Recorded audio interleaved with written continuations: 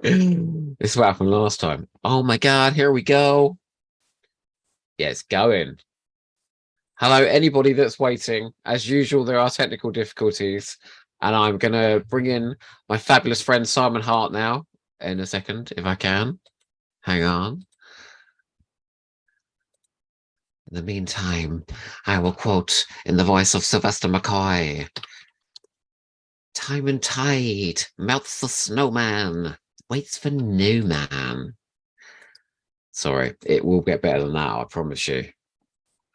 I need to warn Si, who normally comes in with these extremely inflammatory things, that we are in fact already live.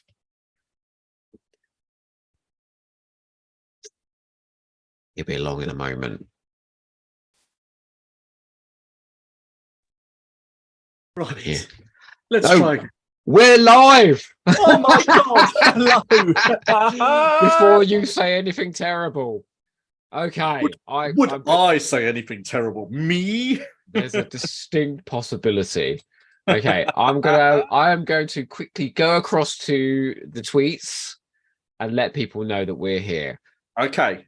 I believe Tom Newsom may be here already, and Anthony Carroll. So say hello. Hello, Tom, and hello, Anthony. As ever, we are having technical difficulties. We've left the girl. It's the men we want. Okay. It's the men we want. Oh, shut up.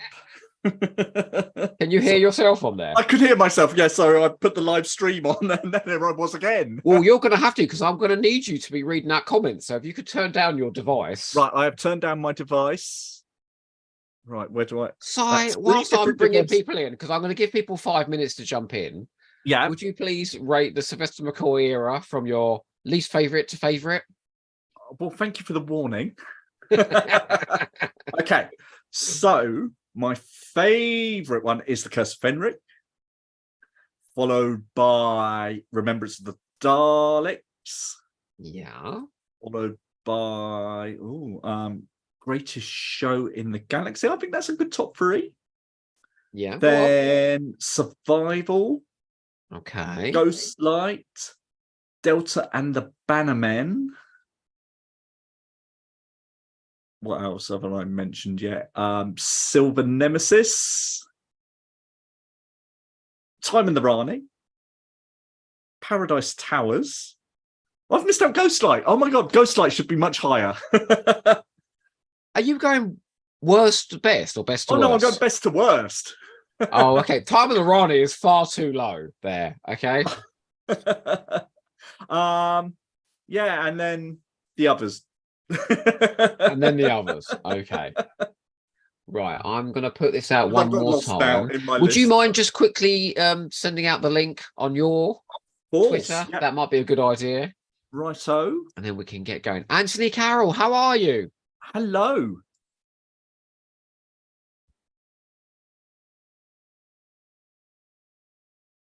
Where are we? How exactly are you watching this as well? How exactly are you going to watch this? I've got BritBox on the other screen. Yeah, so that's exactly what I'm going to do as well. 3 different screens working at the moment. Hello, Colin. Oh, Colin Neal.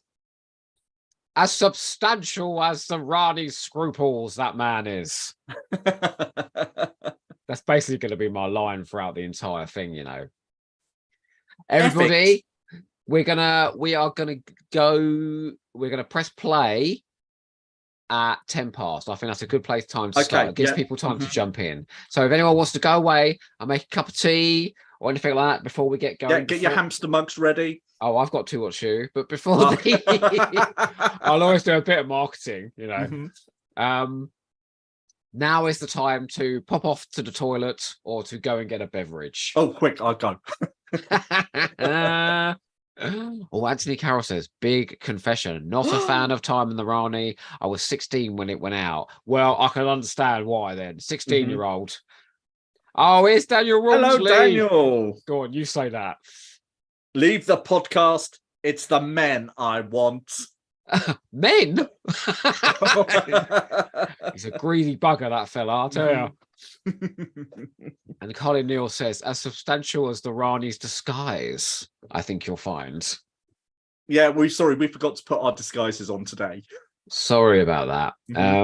Yeah, I've come as Joe.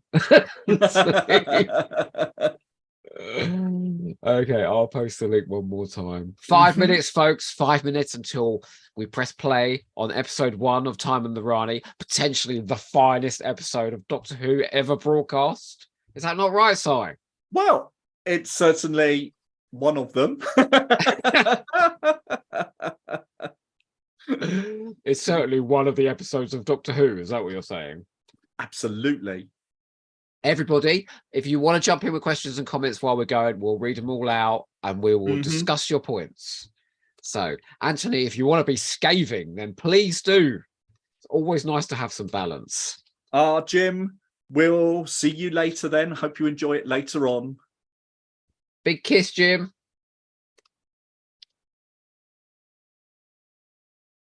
I think the link you posted was to the YouTube studio versus the audience link. Oh, good grief. People are very patient with this bloody podcast, aren't they? Well, they must have been. They've heard us all week. Have you just posted the link? No, I copied your link. Oh, no, please don't do that. Jesus Christ. Hang on. Let me find us. Oh, share live stream. There you go, via Twitter. Nice and simple. It does it all for you. Righto.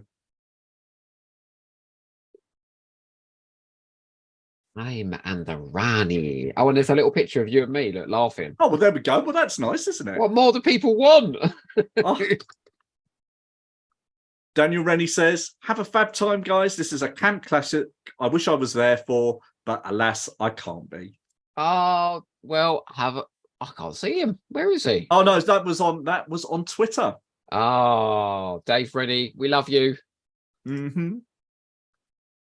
Anthony Carroll, we need some geniuses to help. You cheeky shit. Geniuses, every one of them. We need Einstein here. Einstein. Okay. I've just retweeted the actual link. So if you could just retweet that, then we will get going in a second. I wonder how everybody else is going to watch this.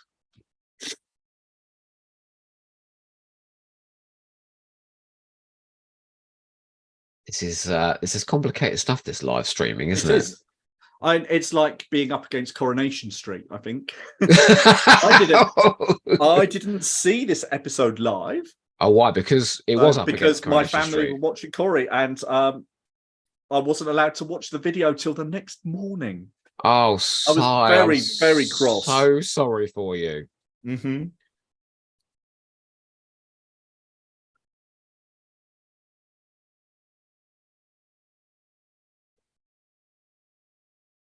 Oh, Colin Neal reposted. Colin, ever a supporter of this crazy podcast. Thank you. Honestly, he's a top chap, isn't he? He is.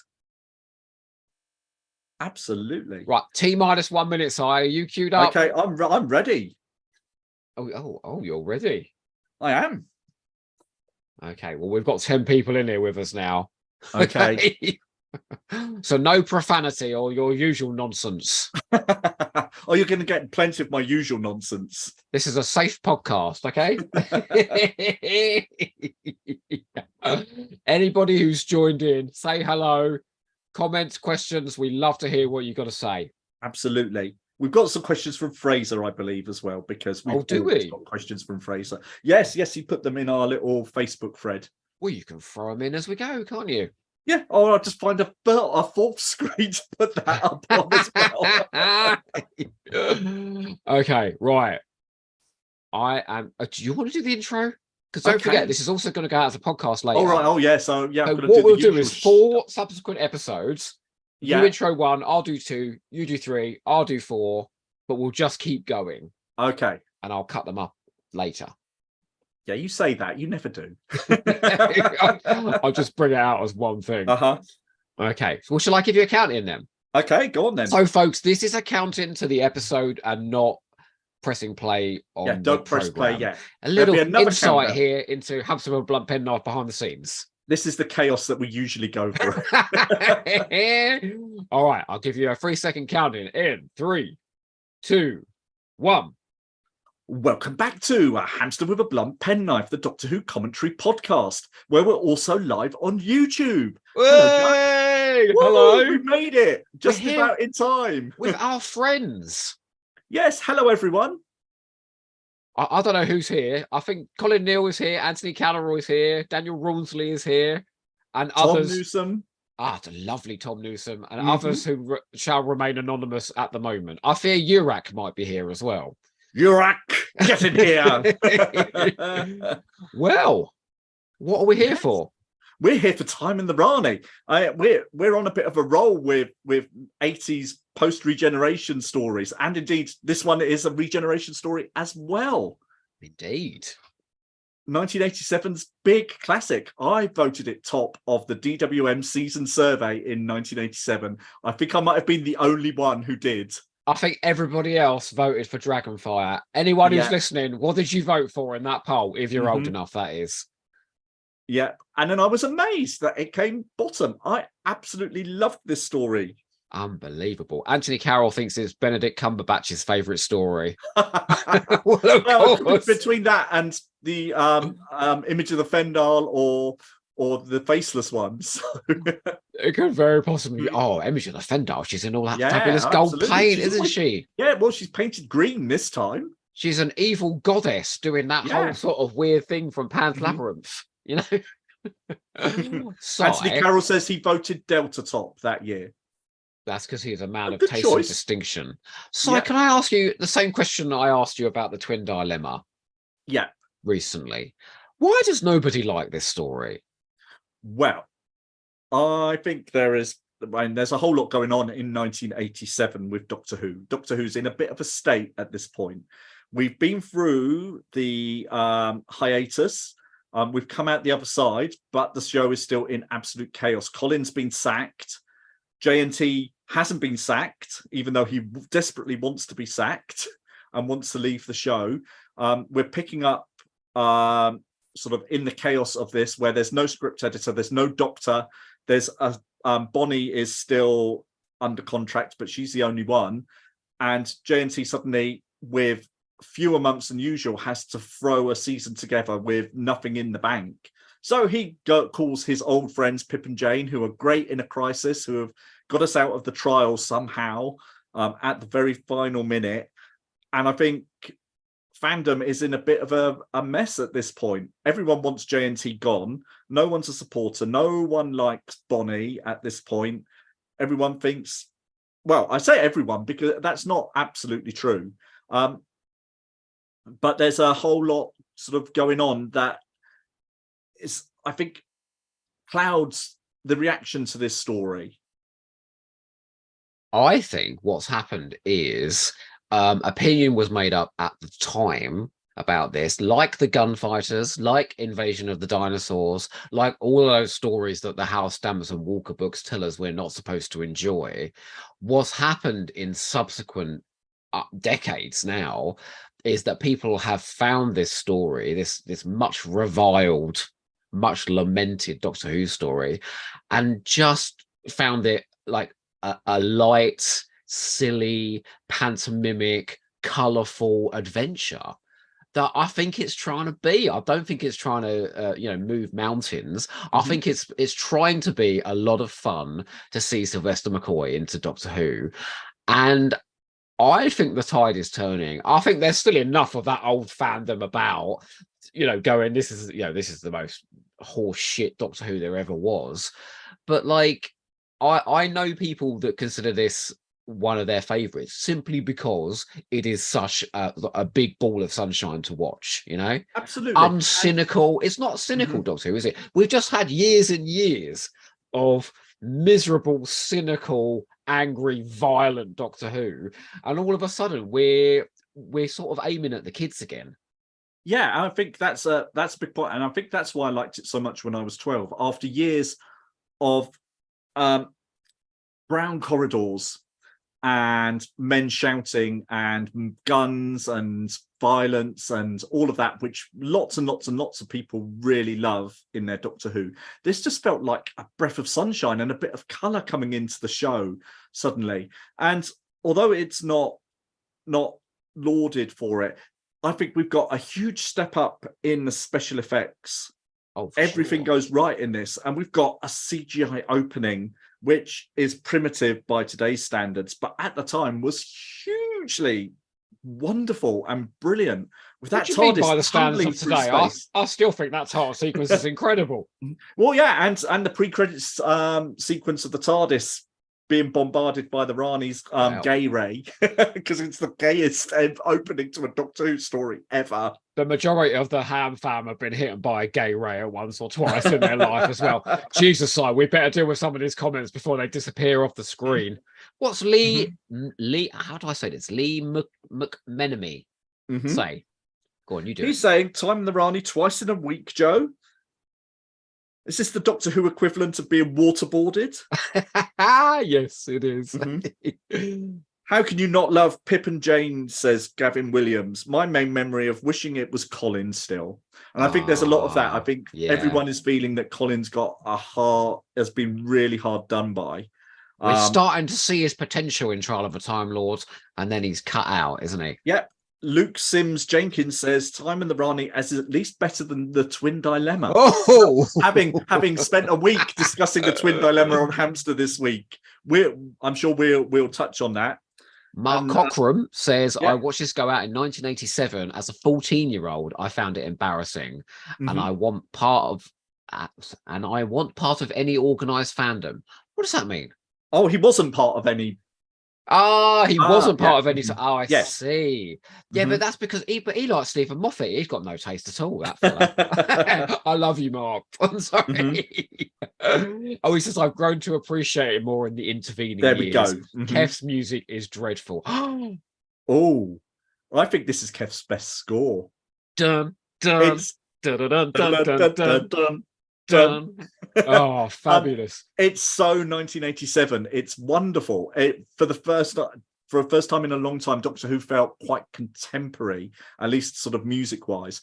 I wasn't a huge fan of the theme. I had a bit of a thing with the changes of the theme after Peter Howe, I think. And I remember my best friend Richard from school calling me up to say he'd seen the trailer and he'd heard the new theme, and he said, sounds like it's played on the comb and paper or a kazoo.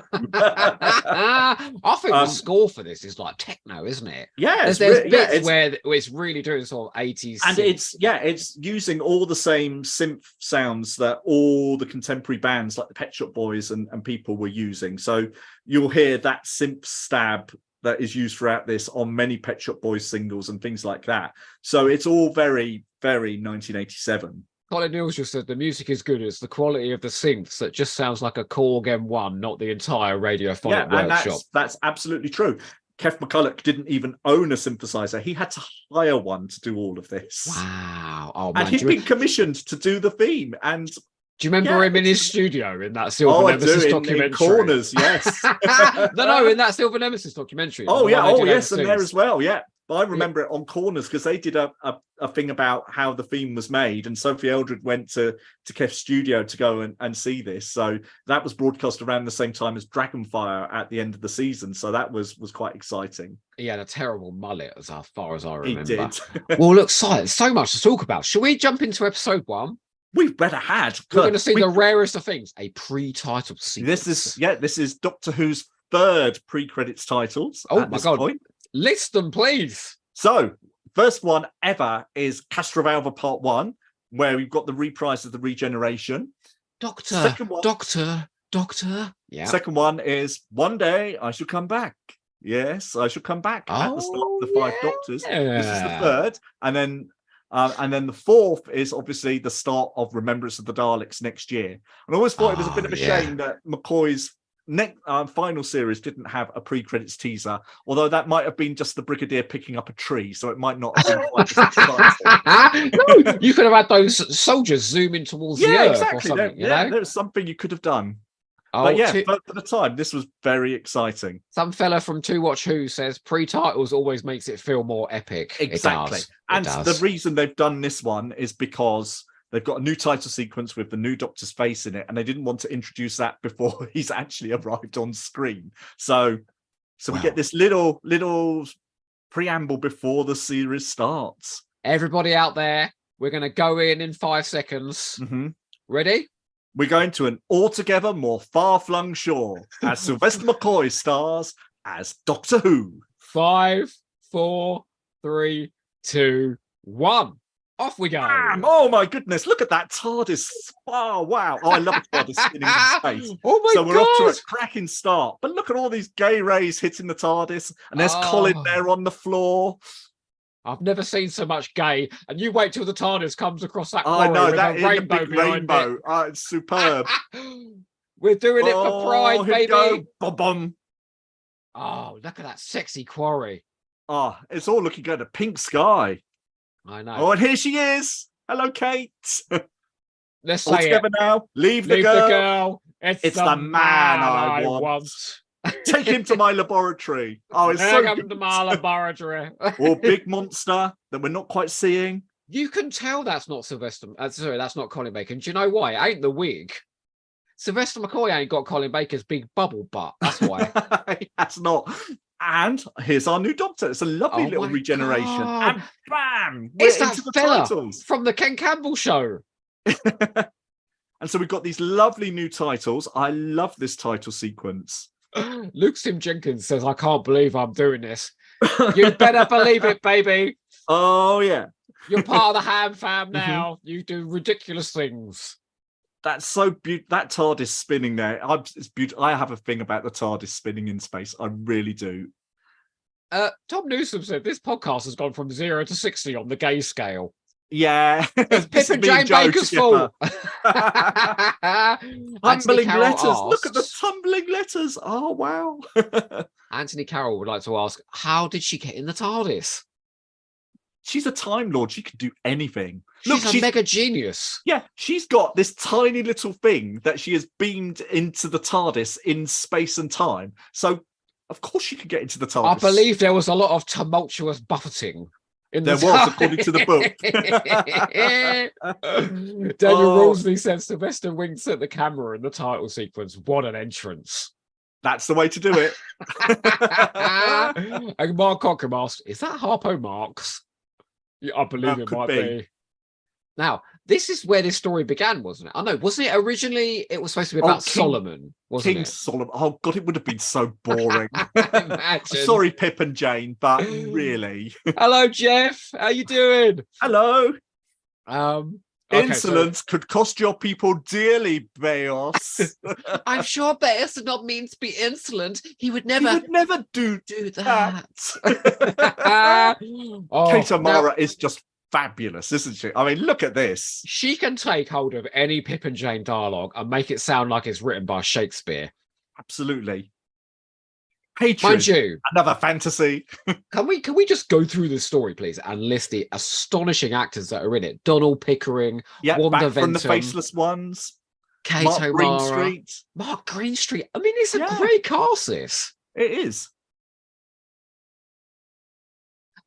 Mark Cockham thinks, how could this podcast ever be 0 on the gay scale? Well, Rude. absolutely. Oh, have you managed to procure the means to repair your laboratory equipment? Indeed, I have. And here we go, Kev, once again using the Doctor Who theme in the music. I love this little bit of music here. Just 3 questions for you, Si. Where am I? Who? And who are you? I forgot one of the questions. Oh, now, what could be behind that sinister door there? Well, pulsating? absolutely. We're going to wait a few episodes to find out what that is. Oh, no, Mel. Oh, dear. Now, I'm not sure I can, because you're right. He does wake up fully formed here, doesn't he? Yes. Like he is, this is essentially his Doctor in season 24 before he gets the amnesia. Exactly. So, yeah, I mean, he's pratfalling a little bit because he's suddenly a bit smaller than he was before. But yeah, I mean, he recognizes the Rani and he's ready to go. And I think it was the pratfalling and the silliness that really put people off at the time. But this is his first story, and every Doctor is not fully formed in their first story. I think it probably harms him a little bit that he's still in that costume as well. So Yes. not only is he even sillier than Colin Baker was, Yeah, but now the costume doesn't fit either because he's much smaller than Colin. but so it feels like it's a clown in a clown's outfit clowning about as Doctor Who. That might be why. And that's one of Fraser's questions: is who wore this costume better, Colin, Sylvester, or John Barrowman? What were they thinking? I think Colin, because I think Colin sort of carries himself as if he's wearing a 3-piece suit from Carnaby Street, you know, like yes, even though he's not. And Sylvester hasn't got that same presence. No. Oh, Gavin Williams just went, Colin. Yes, you're right. You are absolutely right. Do you know what, Si? That asteroid is made of strange matter.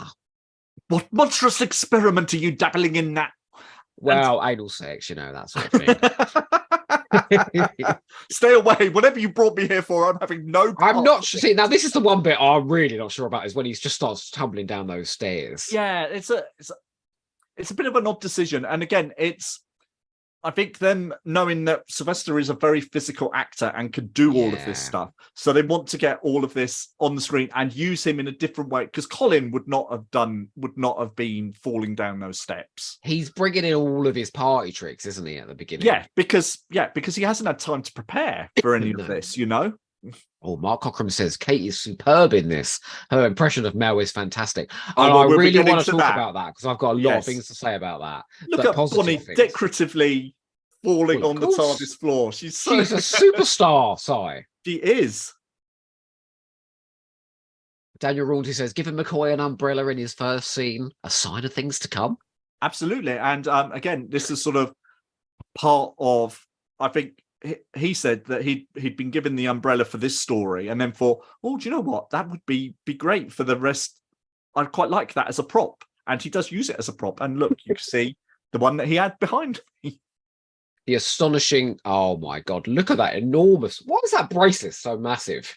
I know, it's the same one back from Mark of the Rani. So they've kept some of her props. I mean, she is not really the same character from Mark of the Rani, though, was she? She was very naturalistic in that. Yeah. She's gone off to America. She's done a couple of seasons of Dynasty and come back with this enormous hair and glam costume and overdone makeup and is loving it. Yeah, I mean, this is one of the things about season 24 that I think very rarely gets talked about. JNT is being very smart this year. And what he's doing, he's preparing a series for Saturday evening tea time, and he's bringing in the biggest stars he can find on TV. So he's got Kate O'Mara for the first story. Then he's got Richard Bryars next week, who's a huge star, particularly for Ever Decreasing Circles at this point, which I'm watching at the moment and is fabulous. You should all watch it again. Then he's got just about everyone in Delta and the Bannermen is someone of note. And then Edward Peel and what's her face, Patricia Quinn in the last story in Dragonfire. And so he's got big names for Saturday tea time viewing that's going to get the viewers in to start their Saturday night off. And then he's relegated to Monday evenings at 7:35 against Corrie. And this is more a Saturday night TV show than Trial was. And it's bright and colourful and fun, ready for that particular day. And they shift it round. I think it's a bit of a shame. I think it would have fitted better on a Saturday night than it did on a Monday. But I'm going to make a slightly unfair comparison because I'm going to talk about this and a story from a completely different era and a completely different time. And we might lose Mark Cockram when I say this because it is a Stephen Moffat story I'm going to talk about. But I think Time in the Rani, with its color, with its explosions, with its comedy, you know, I think that is far more suited to the Saturday tea time, sort of young to going into teenage years audience. That sort of sense of adventure and fun than something like Dark Water, which is, a treatise on death, which has somebody being killed at the beginning that means something to our companions, which has the shock news about don't cremate me, which has flashbacks to Afghanistan and things like that. Like, I think that is completely inappropriate for a Saturday night audience. So people might think I'm mad comparing one against the other, but I think this is more suited to the audience that I think Doctor Who attracts. Yeah, I think you're absolutely right. I'm not saying it's a better bit of television. No, because it's not. Bit of television. But, I mean, if we'd had someone Missy impersonating Clara. Oh my God. And Michelle Gomez would have gone to town. Oh with yes, that. wouldn't she just? Oh, can I quickly, I'm going to do a small, it's not a rant, just to say, Anthony Carroll says they're both awful, 2 out of 10. Anthony, what do you like? Tell us. I think that the Rani playing Mel, yeah, this is Doctor Who tipping into pure pantomime. Yeah, and I do not mean that as an insult. Pantomime is an institution in this country. People love it. People flock to the theaters in the coldest part of the year to go and see some flamboyance and some musical numbers and color and campness. We love it. We fucking love panto in this country. And I think for a large portion of the audience, this sort of panto Doctor Who, it has an appeal. Yeah, now, I've seen Bonnie and Sylvester in panto together. And this is kind of my point about Time and the Rani. This might not be for every part of the Doctor Who audience, because maybe they don't like that sort of thing. They don't like panto. I don't think you can write it off and say it's terrible. No, it's not terrible. It's just doing something with a sort of panto feel that you don't like. Yeah, and I think this is the thing. I think sometimes there's one of the criticisms leveled at this is that it's not taking it seriously. And how can the Doctor be taken in by the Rani impersonating Mel? Well, he's unwell. She's just giving him a dose of amnesia. So he's not going to be thinking straight anyway at this point. I cannot imagine Colin doing this, though. This is the thing. And this is written for Colin. I can't see him in these scenes. No, it's really weird. I mean, Colin can play comedy, but it's usually sort of verbose comedy, isn't it? Rather than slapstick.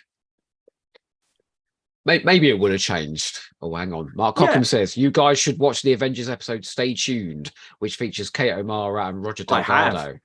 Are they amazing in it then? Yeah, she's really good in that. Oh, Daniel Rawnsley, even the new series veers into pantomime sometimes, and I love it. Me too, Daniel.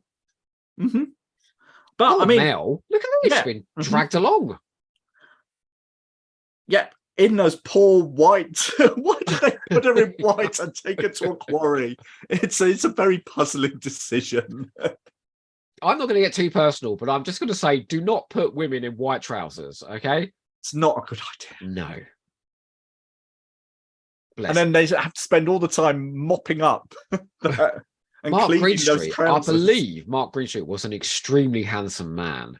He was, yeah. He couple of years after this, he gets his own. He's the star of a big TV show that's sort of the replacement for Howard's Way, which is called Trainer, all about horses and things like that. And he was very, very handsome in that. Apparently, it was Bonnie was saying on the commentary I was listening to that he was appalled that he had to have this sort of leprosy makeup put on every day and cover his face in Rice Krispies. Like, no one's going to see my beautiful face on Doctor Who. You can still see his beautiful face. Yeah. I mean, I think he's really tremendous. I remember my mum saying at the end of the story that it was a shame he didn't go with them, because she said he would have been the best actor in the show. Yeah, he is really good. Yeah. We're following the tradition here. He's just called Mel Hideous, just like Seal used to. Yes, but Perry. The companion isn't being fetishized. Look at that high-angle shot of the Tetrap looking at them from above. That's amazing. Yeah, it's really nicely directed by Andrew Morgan, who's doing his very first Doctor Who here. Si, look at me. Mop my brow. I love the angry way she does this. It's her little aside to her pursed lips as she does it. regardless of what you think about all of this, they play it brilliantly. Like this could be on the stage. This the pair of them. It's quite farcical and fun, at least. So, Oh and my I've god! never had a problem with it at all. You remember the time you played the spoons on my tits? This is how rumors start, Joe. We've talked about this before. There are some things that we don't share. Surely that's one of the rudest things anyone's done to a woman in Doctor Who. I think so. Do I detect a hint of bad temper, Si? Why are you behaving so uppity? Could you think yourself superior to me? How could I possibly think that? But surely there's a catalyst. This dialogue. The impulse is there from this goo. What's it for? Literally, you take out. I mean, this is a free wall set anyway, but it could just be on the stage, Yeah. Brighton Pier at Christmas, couldn't it? I really liked the set. I think it's just quite stylish with the sort of pyramids and the triangle motif sort of all the way through it, and the inverted triangle with the screen seemed quite innovative and different at the time. I agree. Anybody out there, what do you guys think of Andrew Morgan's direction of this? Now, did he bomb it or did he make it better? It's strange because he's quite down on it. Yeah, he said that Remembrance of the Daleks was his chance to sort of come back and redeem himself. Yeah, but I don't think he does a bad job here. I wonder if fan opinion had hit him at some point about how... Well, yeah, I mean, and the fans were so vitriolic about everything in the show after this year that it's entirely possible that he saw all that, because it was all very visible. I mean, we had Andrew Beach writing to the Daily Mail to say Doctor Who's shit, and it's awful. Oh, well, there were people coming on points of view. I won't name any names, but yeah, certain showrunners saying, and you've got Jane Baker there going, well, I think you Doctor Who fans are very ungrateful. Yeah, and I'll tell you what, nothing's changed. No, and there's the episode of Open Air where Bonnie and Sylvester are thrown all these awful comments after the broadcast of episode 1, and it's just horrible. It's not like you, Si, to lull about like this. I'm sure you've still got the same sweet nature. Oh, Doctor, really? Great. I love all this stuff though. Like, I am not laughing because I'm not laughing at this. I'm laughing with it. With it, yeah. And like you said with the twin dilemma, like objectively, you could probably say this is a bad story. Like, it is insanely over the top and probably exactly what Doctor Who shouldn't have been doing at the time. But like, it's pleasurable to watch, and surely that's the fucking point. Yeah, well, that's what I always thought. As I said, I loved it. I was 12 when this went out, and my critical faculties were kicking in a bit.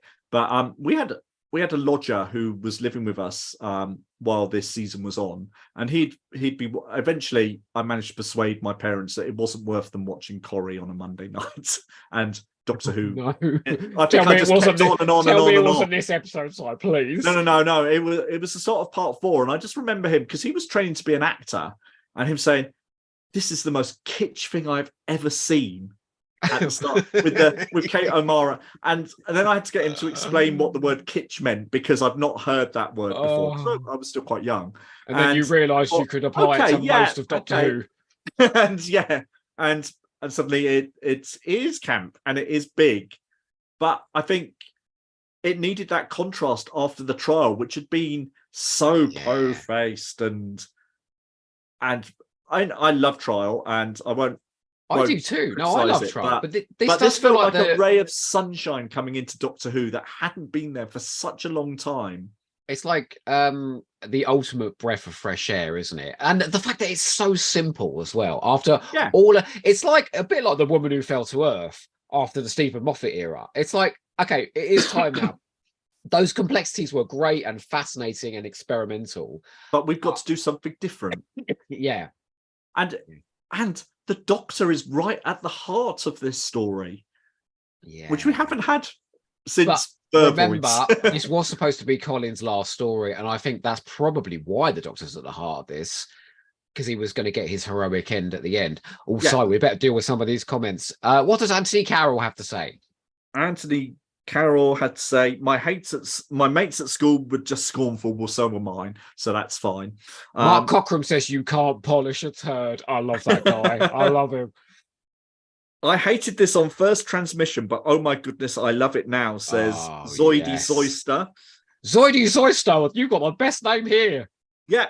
Pip and Jane intended the planet to be a lush forest, and then they filmed it in the usual Doctor Who quarry.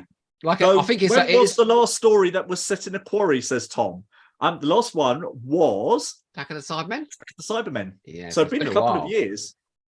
Well, even more years because of the hiatus. Yeah. Anthony Carroll says, what were the viewing figures? So I've put 1 million for this episode, and then it drops a little for the next 3. But anyone who's going to use numbers to attack this, it starts with 5.1. It goes down to, I think, 4.1, then climbs and then climbs again. So more people came back for 3 and 4. Yeah. Oh, hang on. Zoidy Zoyster says he should rename his account DJ Dave. It's my friend Dave. Hello, Dave.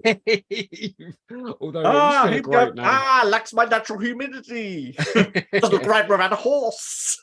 I need something Time Lordish. Look at these duvets propped up in the background. I mean, this is absolutely absurd, all of this. But what makes this is Kate O'Mara's reaction to everything. She's basically the audience at home. Yeah. Going, oh God. What's he come now? Oh, God. A little portentous, don't you think, Si? Pretentious is the word. Do you know what? I swear to God, one of the funniest bits in all of Doctor Who is in a minute where she fucking slaps him round the face and goes, I'm sorry, you seem to be losing control. That's what Perry should have done in the Twin Dilemma. Alex Hargrave says, this is a much better start than Colin had. Also, hello, Si.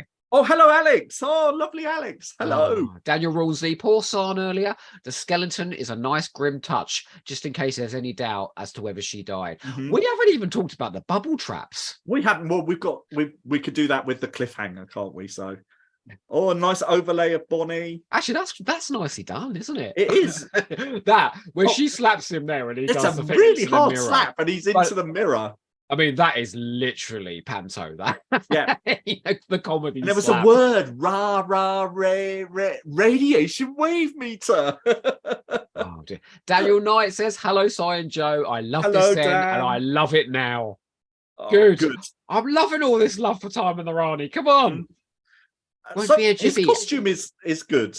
Absence makes the nails grow longer. Cretin. You often say that to me, you know. So what do you think of McCoy's costume? Well, it's a step up, I'll say that. And we talked about Colin's costume in the Twin Dilemma. I do like it. I like how it's gone down in subsequent years, but it was a mistake. Yeah. This is a more tailored costume. He could blend in a little more. I don't like the jumper, but it seems to be the thing that people prize more than anything. Yeah, it's odd, isn't it? That seems to have been sort of almost reclaimed because it wasn't liked at the time. And Sylvester didn't like it, but he was sort of lumbered with it. And she's completely evil, Si. Then she must be destroyed. Destroyed? Let's not be hasty. Just those little glimpses of his doctor that come out that are really, really interesting and good. Can we both do it? The way she very evilly looks at the scanner. Ready? Turn away and then turn in. I think this is a great cliffhanger. Oh, yeah, absolutely. And the special effects are brilliant. I mean, that bubble looks amazing. And I had no idea how they'd done it at the time, which is always the mark of a good special effect. I mean, she goes all the way over the bloody cliff there. Yeah. And then because there's physical effects when it bounces off the cliff, it really helps to sell it. You've got Kev McCulloch going crazy. She's screaming her head off. Yeah. Oh, and the drama. Crashing. The drama side. Absolutely. I mean, she's in peril because we've seen San killed by it earlier on. So yeah, it's really, really good. How will Bonnie get out of this one? Well, exactly. By screaming, probably. Daniel Knight says, I wrote to DWM to say how much I loved it, but they got my name wrong. They called me David, perhaps to protect my identity from the more rabid fans who hated this. Oh, I'll have to look that up, David. Daniel Rulsley says McCoy slowly turning round to the Rani must be the spiritual sequel to that Brigadier double take. Oh yeah. Oh well, yeah, we could. Yeah, we should get that as a gift ready for Lucy. And we'll end this episode on Zoidy Zoidster's question. Did Bonnie really scream in the same key as the audio sting? I believe she did. Yes, although obviously they've got rid of the audio sting for this year, so she screamed in the same pitch as Dominic Glynn rather than Kev, who's sort of got a more whoosh into the end credits. So, well, folks, pause your buttons there. I'm going to count us into episode 2 in a second. Everyone get your episodes ready. Si, how did you find episode 1? Oh, I love it. I think that's a really fun episode. Can you understand why that is the nadir for a lot of people, though? Yeah, I can kind of see it because it's quite silly. And there's a whole it's quite silly, did you say? That's an understatement, obviously. But there's a whole subset of fandom who want Doctor Who to be dreadfully serious and should never be fun, and there shouldn't be jokes and there shouldn't be clowning around. But I'm not one of those fans. I started with season 17, so this is more my wheelhouse of Doctor Who than Mind Warp, say, although I do love Mind Warp these days. But I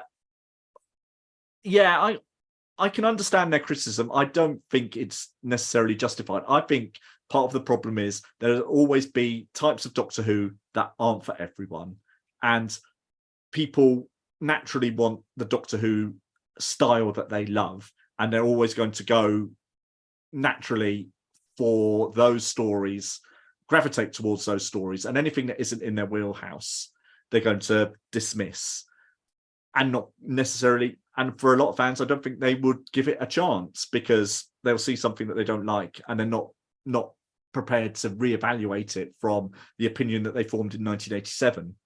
Just to answer Luke's question, yes, Luke, we're doing all 4 episodes. We're going to skip into episode 2 anytime now. So, Si, do you want to give me a count in and I'll start episode 2? Right.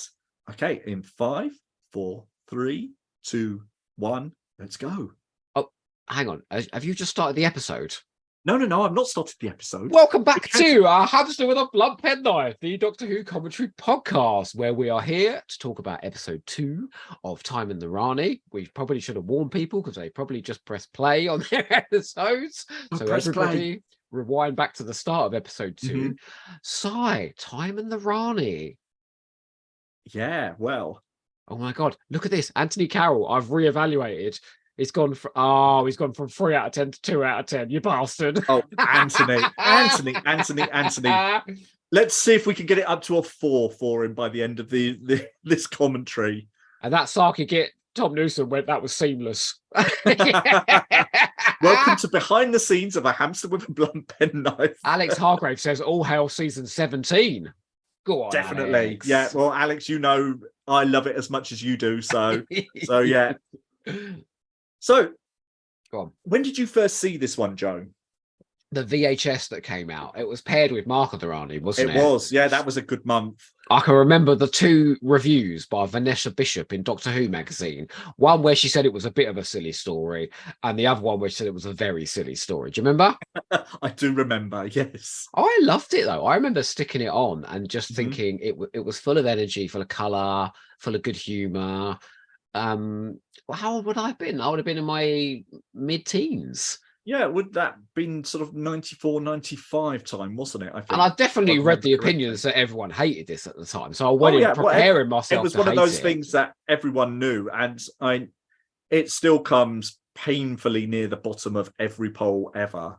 Yeah, but we were a panto family, so this was almost custom built for me. I said to you in the Twin Dilemma, I was brought up on B movies. I was also brought up on pantomimes. So all of this mad camp it's just perfect. It's just your wheelhouse, yeah. Do you know what? I don't mind being an advocate for it, because I think if you look underneath all of the surface glitz and campery, what you've got here is a solidly structured story that builds to an effective climax.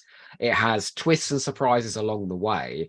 The one thing it's lacking is character drama. There's a few Yeah. attempts, like when Sam dies. You having a bit of trouble with the sunlight there? Yeah, I am. Hang on, I'm just going to stand up and see if I can sort these curtains out so that I can. Oh my god! A live stream on Side's crotch. I know. Oh, That's dear. better. There we go. Well, our numbers have just doubled. Your viewing figures have just gone But up. I do think the nuts and bolts of this is a very solid story, and that's because it's Pip and Jane in their old hands, and they know how to structure telly. Exactly, and you know, I know it wasn't to Andrew Cartmell's tastes, but we will get three solid years of Andrew Cartmell coming in. But you need sometimes you need an old hand to come in and just get it started and give Sylvester a solid start. I mean, it was never going to be the most exciting. Oh, that's not quite the word I'm looking for. The most intriguing or modern adventure, maybe, but it makes sense. Everything follows logically to the end. I want to answer that question. I want to answer that statement you just made, but shall we press play on episode 2? Yes, we better have. Everyone's been very patient with us. Yes, because otherwise we'll end up with a twin dilemma where we've done 45 minutes before we've even got to the start of the episode. Well, go on then, count us in. Okay. In 5, 4, 3, 2, 1, crash. Now, like I said, I love this, but I completely agree with what you just said there. What they should have done at this point is something that was extremely contemporary, a bit cool. For basically what they should have done was Remembrance of the Daleks. Yeah, but they were not set up at this point to do Remembrance of the Daleks or a story like that. And not even necessarily set in the 60s, but that tone of confidence, I think there just wasn't the confidence behind the scenes to do something like that. And so we're going to do Doctor Who by the numbers because JNT can do this. He needs something traditional to get this era started, and this will do. I mean, this, like you said, it's born out of desperation. Yeah, the fact that something this glorious can be born out of desperation. Happy days. Yeah. Mm-hmm. Luke Sim Jenkins says, according to the discontinuity guide, this is the only story that name drops Elvis. Yeah. Mm-hmm. And that was the only one that drops Mrs. Malaprop as well. I had to get my mum to explain who Mrs. Malaprop was because I had no idea. I just said Malatrop. That's a malapropism, that is. Anthony Carroll says this is more exciting than episode 1. Okay. Look at that bubble falling in the water. Yeah, in the water and the spinning round. It's really well done. And are they using the old Mind Warp paint box there?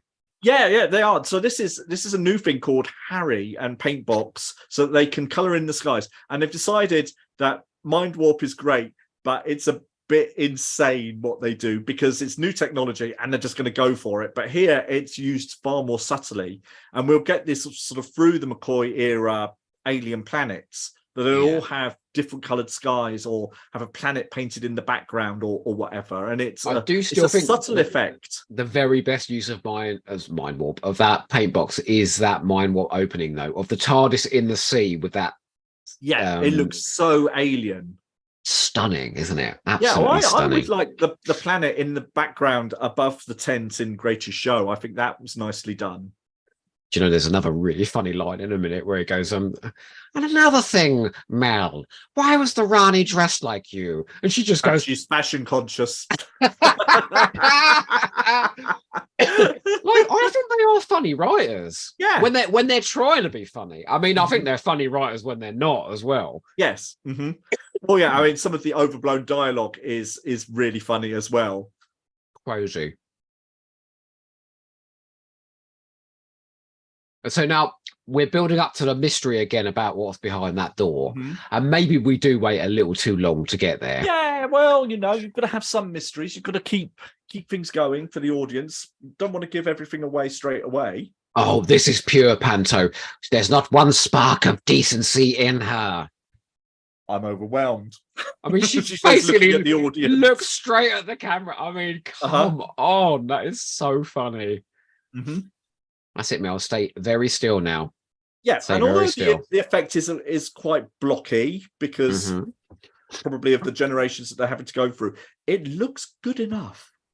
Anthony Carroll says, this is making me want to watch all 7 hours of studio footage. It says 7 hours worth. I couldn't sit through that. Oh my word. There is a very funny bit where Kate O'Mara's got the brolly up and it's raining in the quarry and she just turns to like the production assistant and goes, it ain't like this on Dynasty. She's in some miserable quarry. Oh, here we go. This is that line. Why was the Rani dressed like you, Mel? In disguise, practicing another one of her talents. Oh no, sorry, we've been letting people down on the quotes this episode. Let's have a look at some of this dialogue. Does she slam his head right into the machine? Oh yeah, we've just had that bit. Yeah, she's quite rough with him, isn't she? Mm-hmm. I think she's got, you know, like a sex chamber, like Mr. Grey. I think she likes being rough with men. Oh, now these tetraps down here, so but they're basically like vampires, aren't they? Because they feed on blood. That doesn't really go anywhere, but it's just nice and grisly and gruesome. And people say they never turn the lights down in the 80s. Exactly. And it's a lovely contrast to what's going on upstairs. Yeah, where it's very bright and very well lit. But I think the tetrap sound effects as well, and it feels sort of dank. I don't know if you've ever been inside a bat enclosure. Yes, fucking stinks in there. Yeah, they funnily enough, everywhere. The Doctor Who exhibition at Longley is now a bat enclosure. so you walk through the TARDIS doors still, because they're still there, into this massive bat enclosure. So it is still a Doctor Who exhibition. Daniel Knight says Kate O'Mara should have done more comedy. Oh, hang on. She did Triangle, didn't she? the first episode of Triangle, Daniel, where she's on the deck of that ship with her tits out. It's so funny. And in the pouring rain. Michael Craig sort of looking in his monoculars going, oh, it was never like this on the Hyperion 3. Oh, this music now, we can't hear it, but as he's going up here and it's going... It's very techno, this. You can almost hear this. It's really going for it. Hey, take a sample of this, folks, and then put a beat to it. You can almost hear it in the clubs at the time. Mm-hmm. And I think this scene sort of exemplifies why people were not fans of Mel, because she literally stands there and screams at the monster when she could have run away. You know, so it's not. Have you ever been tongued by a tetrap? My God, your tongue's well long. I'm not saying anything. Wash out the arseholes of the ham fam. sorry, everybody. Oh, that's it. Yeah, I do think this shot now of them wobbling the plastic in and out of the machine. Yeah. Well, he's quite adept at manoeuvring. Is that right? And this is them trying to bring their science in, isn't it? Yeah, absolutely. So we're back with our old Doctor Who friend, thermodynamics and the second law. The more you put things together, the more they fall apart. Yeah. So perhaps before we get there, you could sort of explain to me what the Rani is attempting to achieve here. She wants to make more of that goo because it's the thing that keeps the brain alive. That's right. And the brain is figuring out the calculations. Yes, because it's being fed in with all the genius of the genii that she's captured. And then the spaceship is going to hit the asteroid of strange matter. So it needs to hit the asteroid at the right time to release the power of strange matter, which is going to give her the ability to turn Lakersha into a time manipulator, because the brain will expand to fill the gap between the chronons and stuff. But essentially, it means the entire reality itself is going to be rewritten by the Rani. Exactly.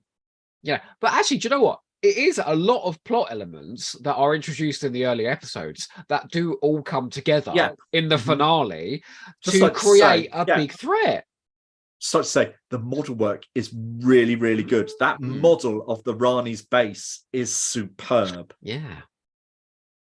Luke Sim Jenkins says, is Mel's top a top or like Long John's? Yeah, I think it's a top with trousers. So me, 1987 fashion expert. What's Zoidy Zoidster's real name again? Dave. Dave says any sci-fi show with a giant brain works for me. Me too. Exactly. That was a shock at the time. I just remember the door, this giant brain being there. Wow, I didn't see that coming. And then they do it again in new Doctor Who, of course. Planet of the Ood, yeah. Yeah. It's a giant pulsating brain as well. They're the best kind. Mm-hmm. Oh, did you see that? The Doctor's all about environmentalism. He doesn't want to litter up Lakershaw with a load of plastic. Doctor Who being woke there. That's right, yeah. He doesn't want to use the petroleum-based plastic, because it's not good for the environment. It's a very sizable organ, says Daniel Rawnsley. Underworld in Blake's 7 too. Oh, Ultraworld, yes, Yeah, the great big pulsating brain at the heart of Ultraworld. Did I just say Underworld? You did. Yeah, I said Underworld when I meant the Invisible Enemy in the Twin. I think I'm obsessed with Underworld at the moment. I think it's Fraser's fault. I think he's getting you ready to do that commentary. John. I'm actually doing it next week, the Underworld commentary, so that's probably why it's in my mind. Oh, now this is a lovely scene. Now this is a genuine character moment in Time of the Rani. Yeah. Hold on to your hats, folks. The trouble is when you've got Faroon and what's his name? Icona and Mel all on the screen at the same time, your eyes start to bleed because there's a bit too much colour. So poor Wanda Ventum's acting's got to get through all of that. She looks very dignified considering what she's. What I said with Colin and his costume, a good actor can work with carry it off. And she is a good actor. I think the line that she says, yet another victim, and she's genuinely crying. That's they're proper tears. And I love that she's got sort of slightly multicolored makeup to compare with Icona. Yeah. And she looks gorgeous. And she's wrapped up sensibly in a big cloak because it's obviously really cold in that quarry. Well, at least Mel's dressed up as well, which is unusual. Yeah. And they've given her trainers. Yeah. Which is really good. She's not saddled in the high heels like Bonnie, 80 companion. Bonnie says she recorded Ultimate Phone, then she did something on the stage, and then she literally came straight into doing the pre-production on Time of the Rani. So she travelled through the night to get here after being on the stage the day before, and she was absolutely exhausted when she was doing these scenes. I mean, that's bloody good makeup because you don't look it. No, not at all. Why would we have these things? When we see these skeletons in Doctor Who, it's the same in Time Lash. Well, like you'd think they'd fall apart a bit, wouldn't they, without all the flesh? Yeah. Like they do tend to stay together. These skeletons. Well, yeah. I mean, that's the power of fiction. Look at those tears; they're genuine. They're really good. Yeah. In fact, you know what? Because I'm watching this on a small screen, the colour's not the usual sort. When I was watching it on my 52-inch telly, it's the Blu-ray pops at you, doesn't it?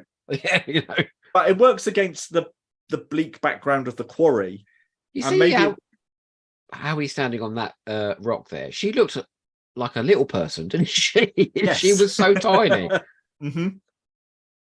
So what do you think about the accessorizing foil to cover rocks? Well, it's a bit cheap, isn't it? It is. But if we knock every Doctor Who story that does things a bit cheap, the Twin Dilemma had consoles that were covered in tin foil, so and sofas that were covered in shrink wrap. Exactly. Unpack your laboratory, Asmail. You lazy git. Bit of spoon playing. Actually, there's a sequence here in a second between Mel and the Doctor, which I just love. It really shows the difference between her and Colin and her and Sylve. Yeah, it's really nicely written and really, really well played. I'm not sure about the line, where under the carpet? Me, a washerwoman, me! Does it say washerwoman? Yes, and I've recently worked out that I think that is a reference back to Mark of the Rani, where she's the bathhouse mistress. Yeah, of course. Yeah, I just thought it's taken me all these years to work that out. I thought his insult just hadn't improved since Ham-Fisted Bumvender.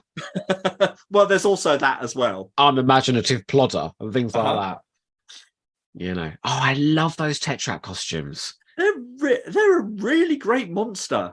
Well, the idea of, I know they've got peripheral vision because they've got eyes all around their heads and they still turn around. I do see that is a bit of a directorial that's fine, error. it doesn't matter. But the visual of it is great. Oh, here we go. And they even get comedy music of like, do, do, do, do, do, do. Should we do this scene? Come on. I'll be Mel, you be the Doctor. Okay. All right. We at least have to quote one I'm thing ready. all the way I'm through. ready. All right. Me too. I'm here. Right. You! Who are you? Where's the Doctor? What have you done with the Doctor? Now we'll get to the truth. What have you done with him, you brute? He's here! It's Where? me, Under the Washable carpet? and me! Never, you're nothing like him. If the Doctor's been cut, Drop the melodramatics. Your pathetic impersonation doesn't fool me. Incidentally, that wig's not you. And cue Kate O'Mara pulling her wig. Perfect. Absolutely perfect. I mean, it is so silly, this. Yes. I just like silly. Mm-hmm. You know, you said to me about coming home after a really miserable day and wanting to pull something off the shelf that's just going to make you smile. Yeah, Like, that's this is one of them, isn't it? Yeah. I'll do the usual. Oh, no, hang on. You told me. I am Mel. Who's the Rani? Try looking in the mirror, that face of evil. I've had enough of this drivel. And so had many fans at this point. You don't even talk like the Doctor, you miserable fraud. Mm-hmm. You're a raving lunatic. Because if you're the Rani, I'm dicing with destruction. And if I'm Mel, the worst you'll do is give me carrot juice. Mm-hmm. It was his favourite drink. Favourite? I hate it. Ah. Got you out, haven't I? Oh, we swap roles. The difference is purely perceptual. I'll feel your pulses. What is this? Fair exchange is no mockery. You feel my pulses, I'll feel yours. It's pulses. Pulses a euphemism. No. It's the two double. No, I know. I was just being rude. Double pulse. Then you really are the Doctor. That's what I've been trying to tell you. Now yours. Oh, this is really the warm. lovely way he just looks up. Mel. and that's it. Now we've got that warm relationship between the two of them for the rest of the season. And I love this. She takes off his hat and she starts playing with his hair. Yeah. And she never would have got away with that with Colin. No, well, she couldn't reach. And it's that hint of melancholy that we'll get in his Doctor all the time is here right from the beginning. And it's really lovely. Luke Sim Jensen's Mel's throwing Seven around like he's the carcass. And Tom Newsom says, definitely up there with the funniest Doctor Who stories. Yeah, for sure. It really is. I mean, you and me laughed our way through the Twin Dilemma, but this is, I think this is supposed to be funny. Yes, I'm not sure the Twin Dilemma was supposed to be. The Rani's TARDIS has really taken a downgrade. But, I think the matting of her onto the model is absolutely brilliant because it's not a full set. It's literally CSO. Oh, no, it works, but that gorgeous TARDIS in I know, that they'd accidentally junked. Even though he was furious, wasn't he, James? Yeah, he really wanted that kept. That probably happened during the hiatus, though, right? Probably, I suspect so. Michael Gray's like, yeah, we ain't actually going to be making any more. So anything we've got in the stores, just get rid of it. Mm-hmm. So that's it. So now they're trying to put it all together. He's been sort of working all the innards. Yeah. And it's a nice way of restating the mysteries to the audience as well, who might not have seen part one. So you've got the mystery of what's behind the door and the Doctor and Mel working it out together. I'm not saying that kids are stupid. Of course I'm not. But I think, there are sort of 5 to 10-year-olds watching this, and sometimes to have some of this stuff explained, because I've always ranted on about that scene in Terror the Verbal. That's where they do he did not switch on his translator. But actually sometimes spelling this stuff out is a good idea. Mm-hmm. And I think Pip and Jane they know the audience they're gearing this towards. They ain't doing it to 30-year-old Doctor Who fan sophisticates. No, they're doing it for the kids. And Yeah. this Doctor Who hasn't been aimed at your next generation of children for a long time. And there really is a whole generation of kids who found Sylvester McCoy as their doctor. Yeah. I mean, Steve always said to me that he'd found Doctor Who far too scary, but he'd seen Sylvester McCoy had been cast, and he thought, well, he's not a scary man. He'll be a nice man, and he'll be a gentle doctor, so I can watch this. Yeah. You know, and so you've got that generation of children who suddenly latch on to their new Doctor Who, and there's a whole new set of fans that arrive this year who are absolutely passionate about this era. What's interesting in season 24 is then, so they try and push away from sort of the darkness, so they tell lighter stories with a lighter tone. Yeah. But underneath them all, in Paradise Towers, that's about a massacre. In Derek and the Bannermen, that's about genocide. Yeah, and that poor set of people in the bus who just all get killed. And all the people on Iceworld get murdered as well. And people are being frozen. So there's all this dark stuff going up. But it's done with a lighter touch. Yeah, and in a way, that's more uncomfortable.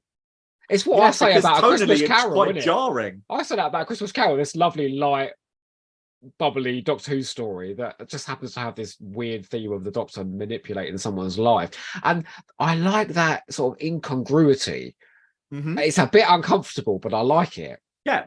Daniel Not a Christmas Carol, says, mind. I think the gentleness in the Doctor and Doctor Who should never go away.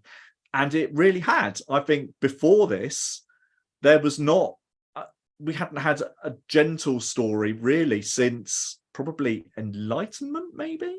Yeah, I think so. It's been a long time. And the Five Doctors, we haven't had something that is... What do you mean by gentle? I think maybe it's where...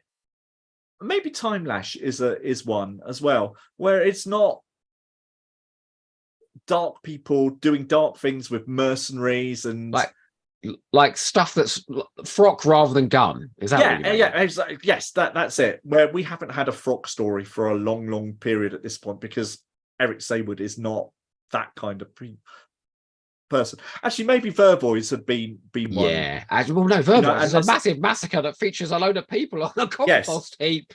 Mm-hmm. That's a really bleak story. Colin Neal, you're making some excellent points about all the bleak stuff that happens in season 24. Well, Colin, thank you so much. Well, we're good at this, you know. Fraser Gregory's just turned up. Have we asked all his questions? Oh, no, we haven't. We've been too busy talking. I'm so sorry. Yeah. Did you notice a second ago you had a non-dialogue scene of McCoy going through the set and he's looking at every part of the machines and then the door, and he's putting it all together in his head. There's like a sound intelligence that's emerging. Absolutely. It's good stuff, isn't it? Yes, you're professional, says Colin. With sinister undertones, just like season 24. All right? Oh my god, is this the bit where she takes the wig off? Yeah, don't you? I love this bit. The information's essential, is it? So I told you the chemical composition. I could do this. And the lighting goes down. Look. Oh, fabulous. Yeah. Mm-hmm. Si, you know, don't you? She knows how to do a proper reveal, doesn't she? Look at the way she takes her hair out as well. It's evil. She is dripping evil. Si, and then she gets tied up by the scarf. It's ridiculous. And she's just there flailing around. It's a tiny knot. Anyone could have it's so funny. Si, your usefulness is not over. You still have a role to play. And I think this is another good cliffhanger. He's down in that. Yeah, it's good. Yeah, it's dingy bat enclosure. Luke Sims, the most evil hair ever. It's true. We've been searching, Luke, for a long time for more evil hair than the Rani. Wow, look at that shot of them all upside down. Yeah, and it's dark, so you can't see the Doctor hiding, and you can just see the colour of the male costume there. It's great, isn't it? The lighting is great. Really nicely done. And as usual, they're pumping in the dry ice. Always helps. Yeah, I like the fact as well that the very lame jokes that he tells in the next episode, surely we can see eye to eye and all this stuff. We wait until the next episode. We just get the scares here. Yep, exactly. Fraser's jumped in with a question. Oh, we've answered that one. We have Fraser. already answered, I'm afraid. But I do have the rest sort of lined up for part 3. Oh, and there we do you go. know what? Do you see that Tetrap there with his sort of tongue coming out like Yeah. that? I can remember a drunken night down Brighton once, right? I was pushed up against a wall outside a nightclub. That fella came at me with his tongue. I thought he was going to suck me dry like an industrial vacuum cleaner. I said, get away from me, mate. Honestly. That's no way to approach a man of my stature. Honestly. And see, Carol, at least good cliffhangers. Then have we taken you back up to 3 out of 10 then? Ooh, maybe we Let's could get to a 4. Come on, we can do this. We can do this. Fraser, come on, hit us with another question before we out episode 2. Hang on. I've got one of his questions here. Okay, go on. Who makes the best companion? Mel to the Doctor or Urak to the Rani? Oh, go on, you answer that. What is it? I think it's Mel, isn't it? Really, Urak is a bit obsequious. And I love that though.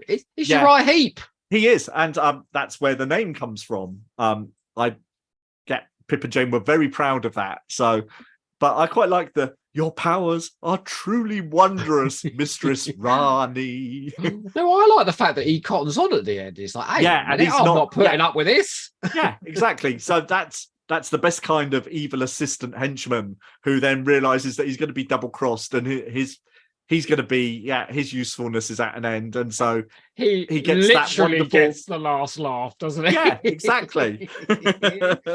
Well, look, episode 2 is done. The Rani has been unveiled.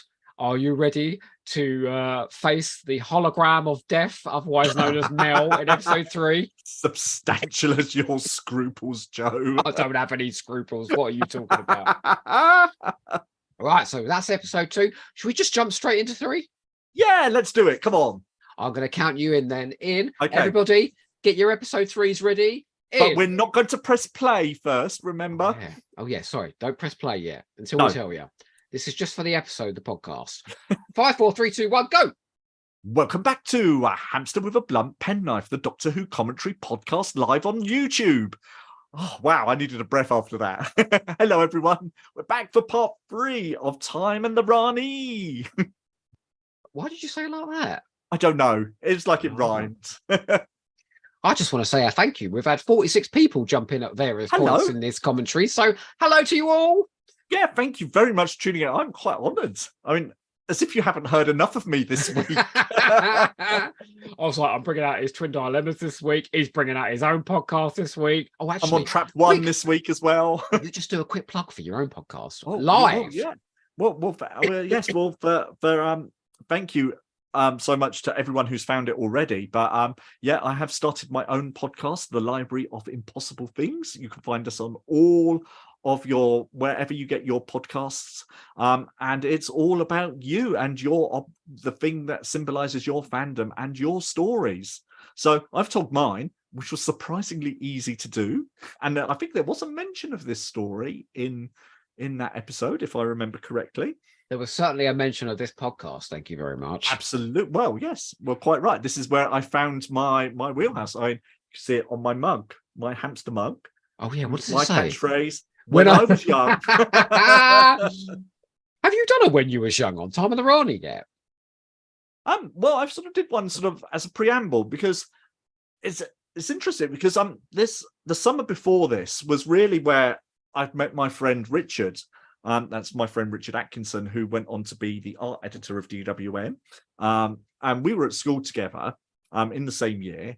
And at the end of our first year, we'd finally both come. Well, he knew I was a Doctor Who fan, but he'd finally come out as a Doctor Who fan as well.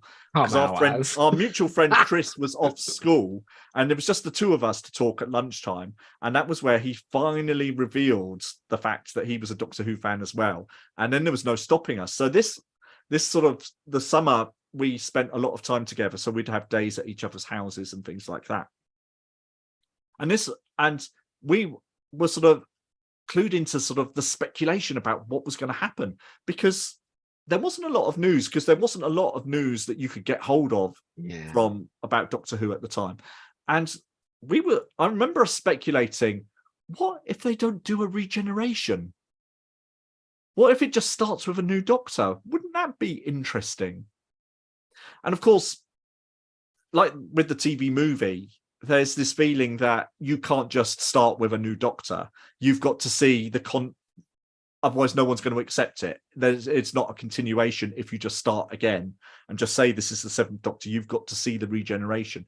But actually, as Russell T Davies proved later on, when he's got a bit more confidence, you can do that. Of course, Moffat had to go in and fill in the gaps later, Well, didn't of he? course. Because we couldn't have absolutely not fine. seen that. No, and as fans, we absolutely love that, and that's perfect and wonderful. But I think J&T naturally was fearful that people wouldn't accept a new Doctor without a regeneration, so they do this. But that would have been really interesting in 1987 to turn up with a new Doctor that we don't know. Who's Imagine if it was Remembrance of the Daleks. So we opened this with that pre-title sequence from Remembrance of the Daleks, and the first we see of him is coming along with the ghetto blaster. And we're like, what the hell's going on? Who Mel's are these gone. People? Bonnie just had 2 stories, you know. They were never ever going to do that. But however, J&T never would. He's too. No. He likes linking. And he's still, as much as he's about to start pushing away from fandom to the degree that he has, he knows they need this stuff. You know, they need the connection. Yeah, he knows the nuts and bolts of how Doctor Who works by this point. He really does. Si, can I just say, Anthony Carroll says that your podcast was brilliant. Oh, well, lovely. Thank you very much, Anthony. That was lovely. And Darren Lit Rounders has jumped in and said, hello, Darren. I've just finished the 3 eps of your Twin Dilemma, so I thought I'd jump in. I forgot you were doing this. So he's gone from listening to us to watching us. Well, there we go. It's an upgrade, baby. Fraser Gregory, what's Fraser got to say? He says Mel's probably the best companion because she doesn't hang the Doctor up by his feet at the end. It's true. Anthony Carroll says Twin Dilemma was fun. Gonna watch it tonight now or Time and the Rani. Oh, well, there we go. And says you need to see the regeneration because it's part of the lore.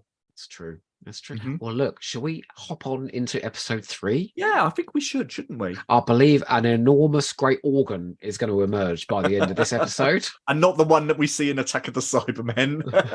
Not the one I usually see from you when we do these recordings. Let's go. Who's counting us in? It's you this time. 5, 4, 3, 2, 1. Oh, Starscape. Yeah. I can't do special effects, so I'll just go. There we go. Right, Time and the Rani, episode 3. Mm-hmm. I'm having great fun with this, you know. Yeah. Well, Joe, we always have great fun, don't we? I know, but I'll tell you what, I think I have the most fun is when we talk about these derided stories. Yeah, Nightmare of Eden was one Nightmare that was great fun to do. Twin Dilemma. Yeah, the Aztecs. No, the Aztecs was funny because we didn't know fucking anything about it. He was calling it the Mexico people from Peru come the last episode. Oh, Luke Sim Jenkins says my favorite. Go on. Second favorite theme after Howl. And I think a lot of people think, I know certainly Fraser loves this because this was his first theme. Mark McManus as well. Yeah, because you always love your first. Oh my God, do you realise this episode literally starts with, you know, don't you? It's great. Oh, I'll tell you what, her arse looks fabulous in those trousers. It does, doesn't it? Yeah, she's been doing some squats, I swear.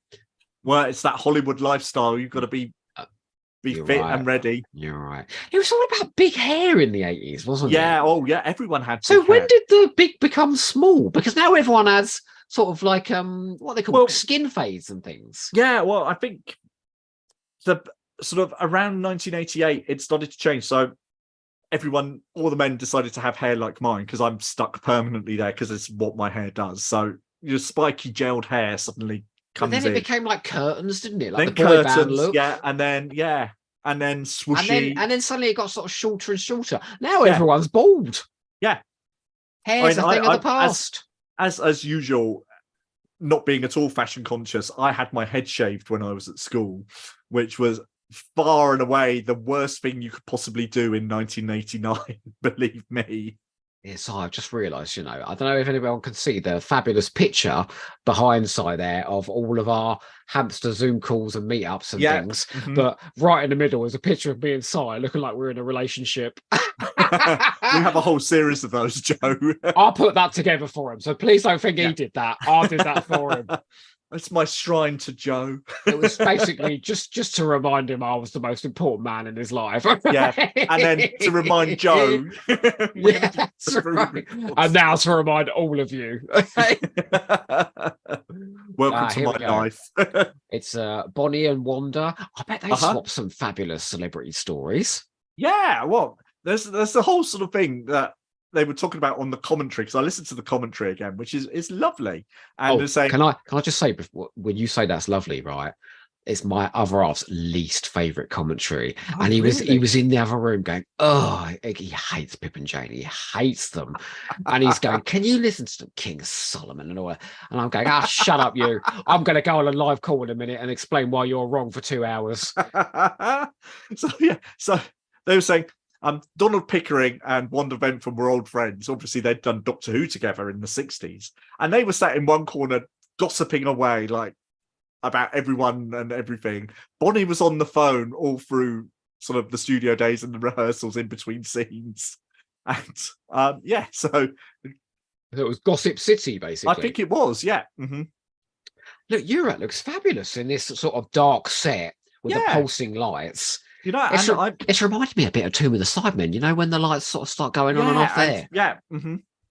It's got a bit of atmosphere to it. Yeah, and do you know what's best about it? And it's a bit, go with me, it's a bit miniscopy as well. And it's all a bit weird. And the shapes are all a bit weird. And there's things moving. So all that goo sort of bubbling in the pyramid is really great. Oh, and I always love this. I remember Ben Aronovich talking about this in Day of the Daleks, that he likes power structures in stories. So you've got like the person at the top, which is the Rani, and she's vile to Urak. So Urak's vile to Donald Pickering's character. I like all of that. Yes. So in the 1 second he's sort of hanging his head as she's having a go at him, and the next second he's like, "You fucking Lacurtian, do as I tell you." Oh, Si, I've got to tell you, everybody needs to watch out for the end of this episode where Sylvester McCoy is having a power wank inside that booth. It's the closest that Hamster's ever going to become to OnlyFans, because we're going to reenact it, right? Okay. Darren says, I get the sense that Bonnie is tolerating Pip and Jane on the commentary. I think they have a dampening effect on her. And actually that's true, because there are lots of bits where she is pointing things out and then someone is speaking over her. I noticed that as well. Mind you, I noticed her talking over McCoy a couple of times as well. It's not a simpatico commentary, is it? Like, people are... Sometimes they really flow. A lot of the sort of Terry Dix, Barry Letts ones flow really well. I'd have quite liked to have just heard Peter and Janet. Sylvester and Bonnie do one together. I think that would have been really interesting. But I do think Pip and Jane very often. They are good value though, like, because they really do talk about the story, where it came and the from. writing, and Pip's brother, who's a scientist. Jane, what was my brother? Oh, he was a scientist. Oh dear, I can't remember. Again, and I think Jane Baker talks over Pip Baker as well. How did my mate Paul describe them in the recent Resurrection of the Daleks commentary? Like they've been dragged out the grave or something like that. Oh, poor Donald Pickering. He has to do the falling down the stairs now. And he goes, "I had no intention of hurting you," to Bayus, doesn't he? Yeah. Which Colin would not have said. Colin would have just punched him in the face and then ran. No. All those triangles and pyramids. It's a literal pyramid power structure, says Daniel Rawnsley. Oh, this is where they all started. But it does. I think it looks interesting. Yeah.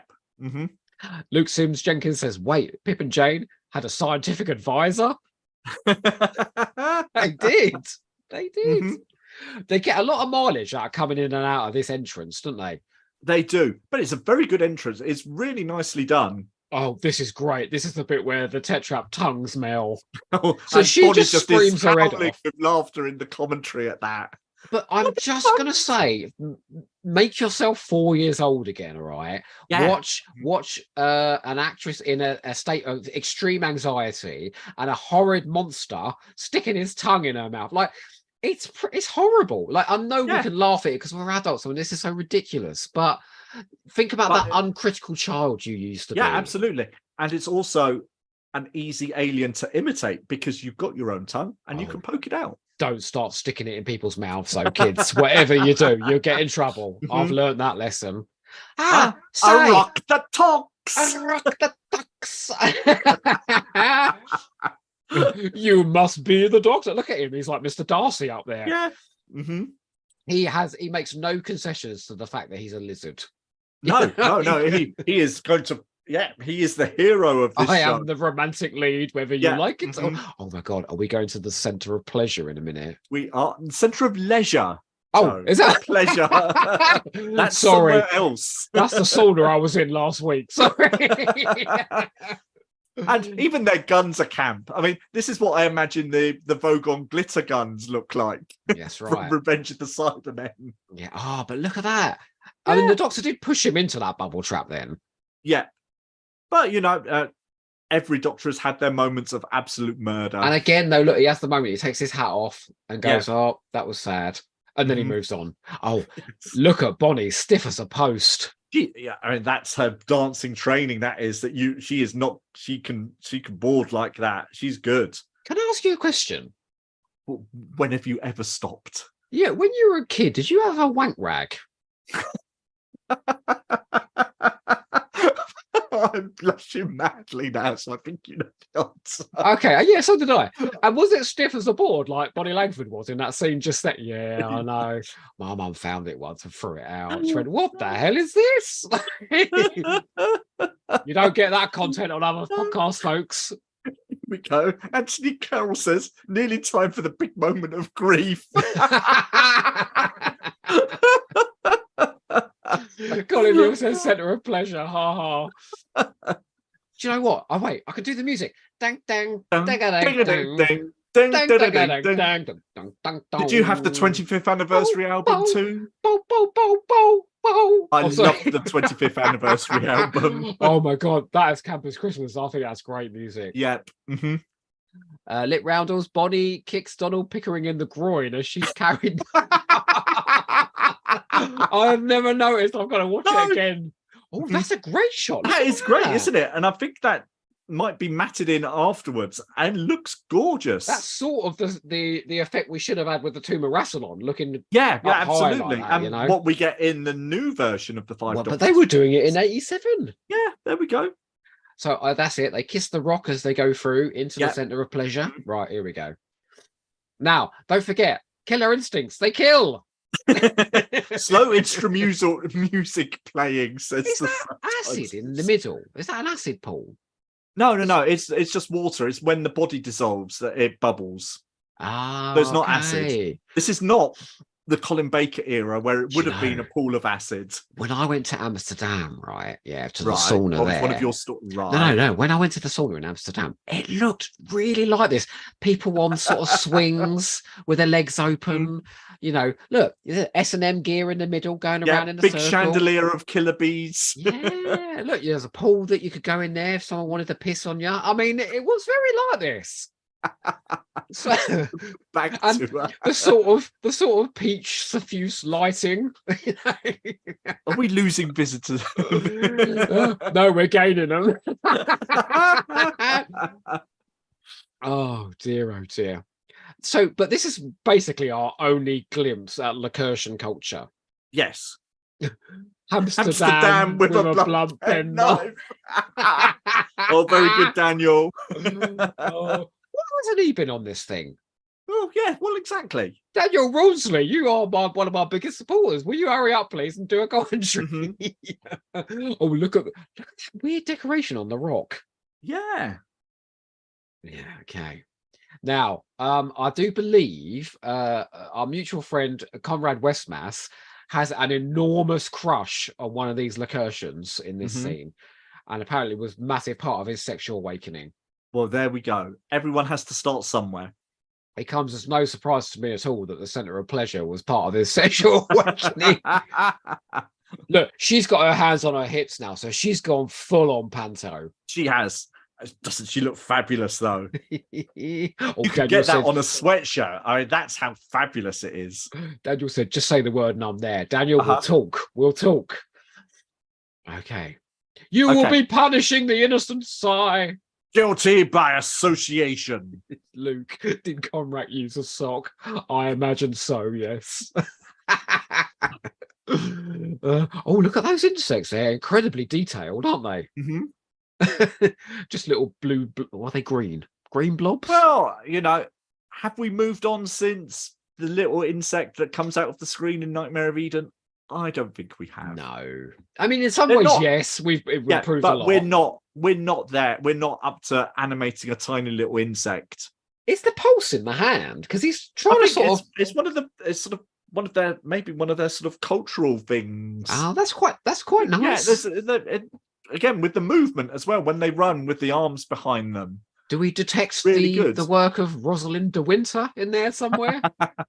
Oh, I love that shot of Mel hanging with the tetraps. Yes, You know, it's really good, isn't it? The one underneath is very dramatic. You can actually see the blood vessels coming out Yeah, of Bonnie you Ankle's can. eyes. In that And of course, when sequence. they do that to Kate O'Mara, all the blood vessels in her eyes pop. Yeah. And now so, this is kind of padding now, isn't it? This hologram Yeah. and all of this. Mhm. But she does need to get the equipment back that he's stolen. Yes, exactly. So Oh, I like the music here. It goes ding ding ding ding ding ding ding ding ding ding ding ding ding ding ding ding. See, why do we Doctor Who fans know this electronic music by heart? because it's very melodic and very distinctive.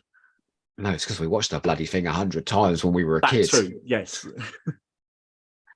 Let Mel come towards me. I've Mhm. kept my sword at a bargain. You've got what you want. Oh no, I made him sound like Adric there. Want. Never around when you want him. Bonnie's sort of doing her best. I could be evil, but I'm not. Yeah, I'm not moving quite as normally as possible as usual. You see how the tetrap is sort of quite hairy with a Yeah. pot belly. Mm-hmm. I don't think I've ever Have you found seen yourself myself represented on the screen? more than one of those tetraps. Yeah, that's exactly how I feel. Hologram. As substantial as the Rani scruples. And he throws his hat. I feel like everybody's got carte blanche in this story to just go for it. You know Absolutely. what I mean? Like no one is expected to rein it in at this point. Especially after episode 1. No. So I've got another question from Fraser, No, let's go. who says, what do you think a season or 3 of Doctor Who script edited by Pip and Jane Baker would have been like?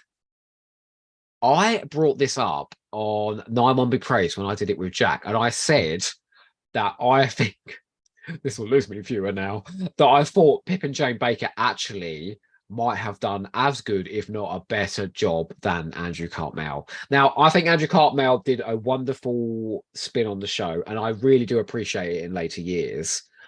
But fuck me, he could not get these writers to write stories to the time that this was going out. So they were hacked to fucking pieces, and half of them don't make sense as a result. No. And you have to watch these special editions. Look, Pip and Jane would have been on the button, on the money, on time. Yeah. I think it would have been a kid-friendly show. Andrew Cartmel did a late teen stroke adult-friendly show. Mm-hmm. But I think it would have been colourful and imaginative and fun. I don't think it would have been a bad thing. They wouldn't have written much, so but you would have had a Pip and Janerism, in every scene. Uh-huh. What do you think? Yeah, it's a fascinating what if, isn't it? It could have worked. And they go off to do a very kiddie friendly show after Successful this kid on show. Earth. Yeah. Mm-hmm. I really loved Transmogrify, Objectify. Mm-hmm. I loved What on Earth. Yeah, you see, so they knew how to appeal to kids. I just think it would have been more Sarah Jane Adventures. Yeah, it would have been more CBBC than BBC. Yeah, And maybe there should have been 2 shows going concurrently. 2, Mhm. you know, The more. BBC would never have countenanced that, would they? No. At this point, so They barely had 1 going, didn't they? exactly. Oh, look, he's going, I could do the controls, Mistress Rani. Yeah, I'm sure you could. No doubt, yeah. You're right. Come with me. That's what I say to Mark sometimes, you know. Ooh, you could make the dinner. Oh, could I now? Mark, get in the kitchen. The bumbling fool's ready made as a sacrificial lamb. That's my favourite line. Underestimating the Doctor is a common fault. He's qualities you'll never have. You know, and if nothing else, Mel was always a real sort of shot in the arm for Doctor Who at this point, where we've got a companion who is going to stand up for the Doctor no matter what, and she throws herself into every adventure. Someone who's enjoying themselves. Yeah. And I don't think I quite got that at the time, because Bonnie Langford came with so much baggage and so many different things that were coming with it. She was a dancer. She was on kids' TV every other week. She was in Emu's Pink Windmill. She was God. all over. There's somebody at the door. Oh, there's somebody at the door. So she's bringing all of those associations with this, and which is exactly what JNT wanted. And he's really savvy because he's casting someone that is so well known. But I think because of those associations, she's not accepted on the terms of what she's doing. Yeah. And it's really, really fantastic that she's coming back, because of all the people, I think, who deserve to show what they can do now. She's the one. Well, she's gone from being a well-known actress to like a cultural icon. Yeah. So it's the savviest move ever. But what she'll get now is a backstory. She'll probably get parents. All those things we probably should have had back then. Maybe we'll see her compost heap in Peas pottage. I want her to have the most mundane middle-class parents you've ever seen. Well, which is why Mel she was so excited to go off doing this. I think Mel is one of the most middle-class companions we've ever had. When she goes into Ace's room in Iceworld and goes, and she starts folding up the clothes. You dirty tramp. Look at all your washing all over the place. Exactly. You know? But she's like that. She's judgmental. She's just like that. But she throws herself into everything, and Bonnie throws herself into everything with such enthusiasm. I think the tide was turning before she was announced, and I think Big Finish had a lot to do with that. Yeah, well, Fires of Vulcan suddenly showed what she could do, and I think that is a phenomenal performance. But I just listened to Bang Bang a Boom this week, right? And Yeah. she's in that, but she's the straight man in that, where everyone else the same is in the One absurd around Doctor, her. isn't she? It's so funny. Yeah. Daniel Rawnsley asked, what do you think a new Who Rani story would look like? Well, maybe it's time for a male Rani. Well, who would you cast, though? Oh, God. Who's camp now? Oh, everyone always said Zoe Lucker. No. Who was in, she was in the Footballers' Wives and Bad Girls. And she would ham it up beautifully. I'll tell you who I'd cast. Who? Bianca Del Rio. Oh, wow. Oh, yes. Imagine. Or Ruth Wilson. Oh, now Ruth Wilson's been a popular one on this podcast for the Doctor, for the Master. She could play anything. She is so good. Great. But if she played the Master like she played that villain in Luther, it would be terrifying. Colin Neal says Sean Pertwee as the Rani. Oh yes, he's hot as hell these days, Sean Pertwee. Yes, let's have him. Carroll says Barrowman.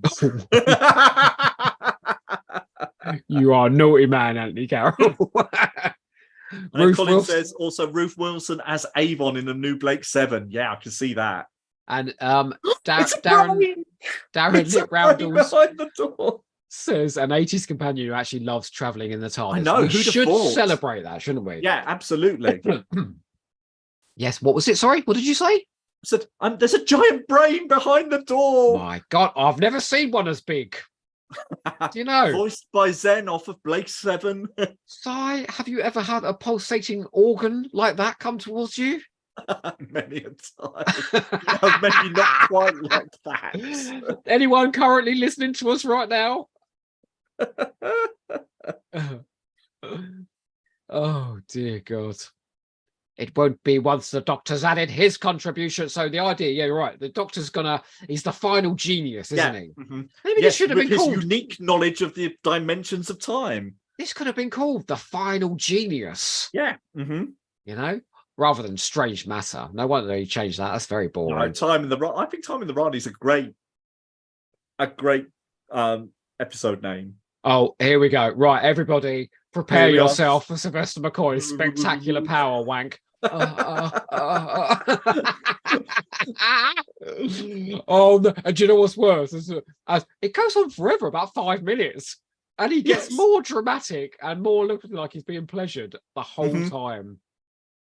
And Jesus, Kate O'Mara's got a look of absolute elation here as well. the Hands on barrier the to tip. understanding time is empirical thinking, Si. One of my favorite sort of behind the scenes moments that was on the DVD on the Blu-ray is of Kate O'Mara saying, "Is that too much?" No. Keep going, love. Someone should have said, McCoy, that's too much. Oh no, they've just superimposed him wanking over the brain. I mean, and that's the image that the children will keep in their minds for the next week. for a whole week. Well, shall we out three with another question from Fraser? Do we have any more? There is but one more. Okay, let's do it. Come on. And it's a snog, marry, avoid. Oh, do it. Okay. Snog, marry, chuck into the sea in an exploding rainbow bubble. Gene Rock, Thea Ransom, or Faroon. Oh, all the Ventums. Oh, well, I'd snog Thea Ransom, you know, because yeah, I've never been snogged by death before. You know, mind you. I have been snogged by a few people that look like death, but I've never actually been snogged by death. Mary, Faroon. Yeah. She looks like she'd give a does nice that mean you hug. have to avoid Gene Rock? Because Gene Rock's lovely. She didn't do anything wrong, really, but yeah. You don't like the faceless ones very much, though. Not really, no. It's very boring. What about you? I think much the same. I mean, although maybe I'd avoid Thea Ransom because I don't want to be turned into a little phallic mess. It has happened. It has happened to you before, you know. Wait, well, before we go, and on the same note, Darren Lit Randall says the production manager says to Andrew Morgan, "Save the orgasms for later." To Kate O'Mara in the studio footage, she's going, "Oh, isn't she?" Right, Si, episode 4. You want to count? You count me in. Okay, right. And remember, don't press your button till we tell you. This is just into the podcast episode. It is. Okay, so in 5, 4, 3, 2, 1, go. Welcome back to Hamster with a Blunt Penknife, the Doctor Who commentary podcast, where me, Joe Ford, and my bestest friend, Simon Hart, are having multiple orgasms over time and the Rani. Oh, this is so much fun. I mean, okay. Do you think that's enough? Is fun enough? Sometimes, yes. And again, as we sort of said, there was a feeling that Doctor Who hadn't been fun like this for a long time. And, you know, we hadn't had big campy villains since Rack, really, I think, in Enlightenment, who is camp despite the script. Oh, and she's fabulous. She's got fabulous tits as well. So, you know, I think sometimes you need a story like this. A good analogy to draw is, I think, Sarah Lancashire coming in Partners in Crime and giving that. She's doing what Kate O'Mara is doing here. She's big. She knows it's absurd, but she's playing it straight, but she's playing it big. And it's fun for the audience to watch, and the audience can get swept along, and they know she's evil and they can boo her and everything else, and it's fine. We don't get enough of that, I think, in New Doctor Who, with people who can take their performance up that tiny extra notch. I think Anne Reid does it in Smith and Jones as well. I always say Sarah Lancashire in Partners in Crime. Yeah, You know, it's enough that you can't be embarrassed about it, but it is a bit above, you know. Oh, it is. Yes. Oh, I don't think so. Am I interrupting you? Yes. You know? 2 Sonics. She would be a good Rani, actually. She would be really, really great. And you can see her striding around with her hands on her hips and things like that. So I think sometimes just a fun, not doing anything special, but just a story that you get dragged along with, I think is really good because you've got great central performances. Well, I mean, for me, this ticks all the boxes because I think it is a fun adventure.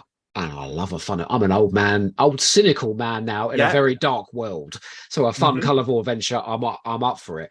But it's also got some intriguing direction in there. You know, we've talked about how it's shot in the quarry.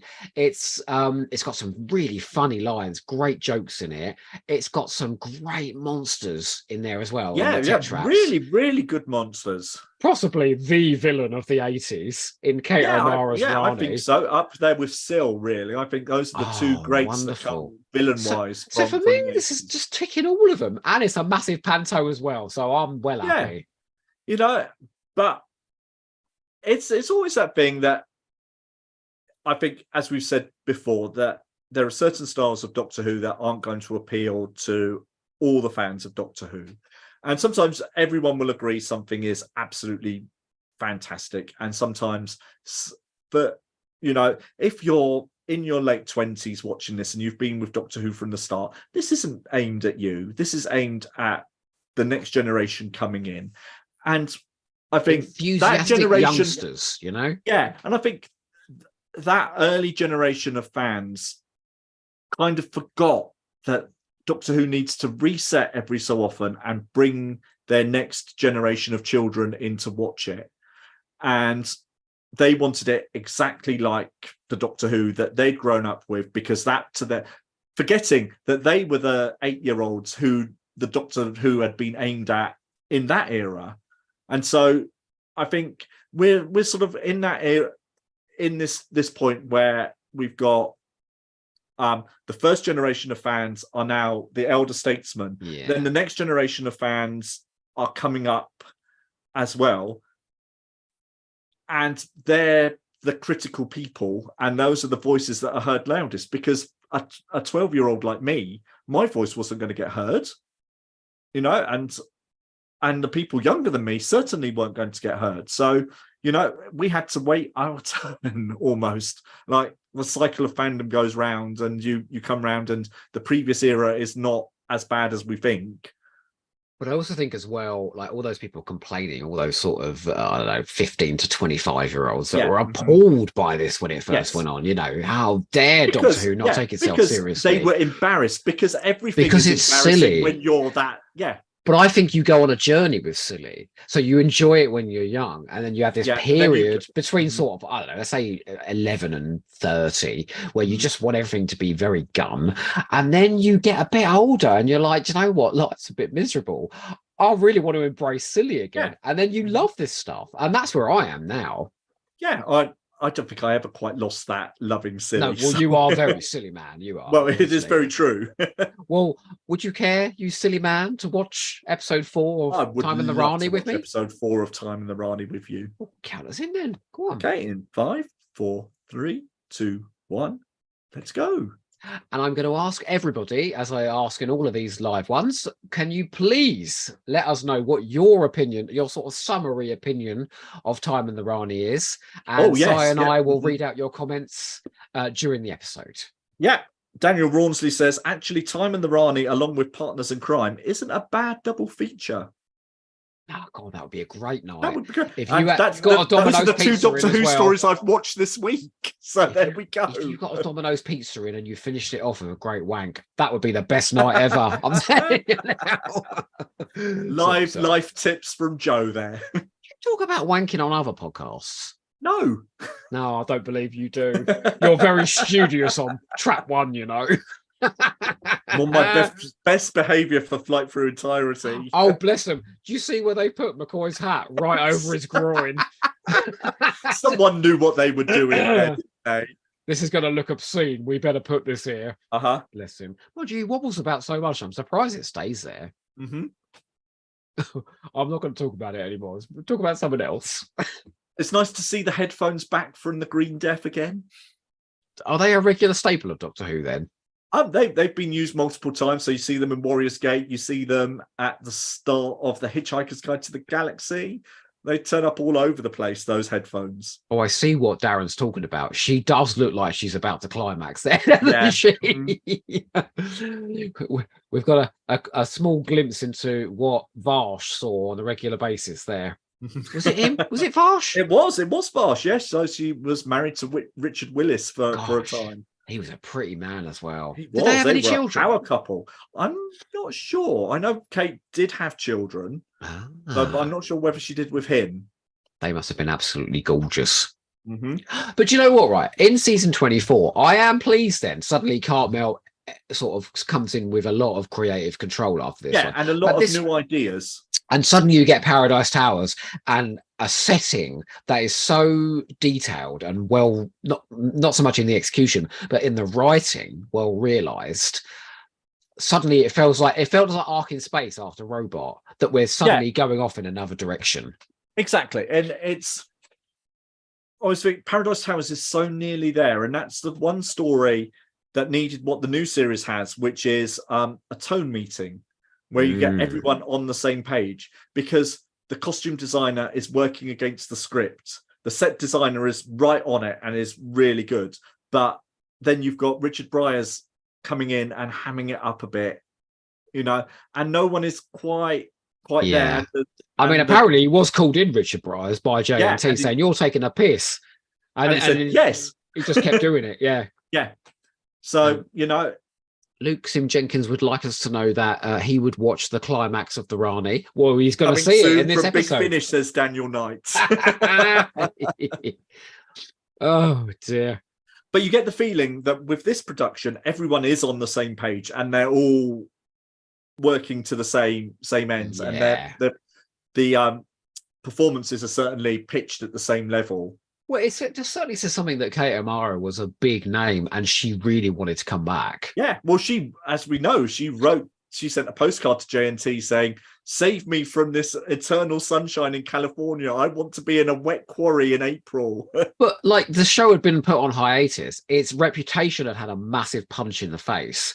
Like she didn't need this for her career, but she loved working with JNT, and I think she just loved working on the show. So yeah, and again, you look at the names that come and do Doctor Who this year, and they're all happy to come and work on what is a failing Edward Peel, show. Patricia Quinn's in there, Gavrock, what's his name? Don Henderson, Stubby K, who's a big stage and screen actor, Oh my god, this is my favorite bit of music in the whole thing.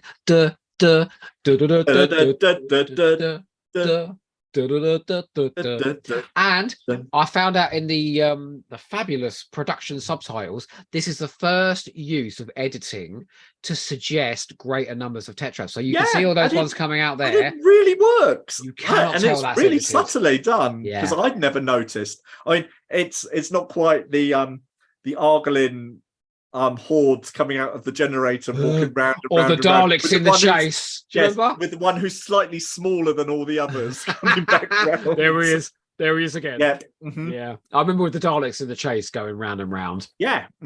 Oh, this is great. This is the funniest bit. She goes, she hasn't reckoned to the Doctor's character. So the Doctor's in there with all those geniuses going, really, this is not the time for double entendres. Double entendres. Blessed are the pie makers, for they shall make like pastry. You mean the faster a fat man runs, the fatter he'll get? And she just goes... that is absolutely what the Doctor would do in any of his incarnations. It's so really funny. Spot on. You're all contributing gibberish. And she suddenly goes, "I'll kill him!" Oh, it's so funny. Yeah. Like, I'm laughing talking about this, but when I watch this on my own, I am laughing my head off watching these bits. She's so angry. Yes. Oh well, every dogma has its day. Oh, I'll kill him. What's she gone for? A gun? Oh, that's right. No, she's literally she's going to drag him out and strangle him. Oh, and this is the bit where she goes, "Let me go, you interfering maniac." She gets shoved in a booth. And do you know what? Yes. It's exactly what happens in New Earth, Yes. isn't it? It is. Who is it who gets shoved in a booth in New Earth? Oh, it's Rose, isn't it? Rose as Cassandra. That's right, yeah. And she's literally going on the doors going, let me out, Let me out. Mm-hmm.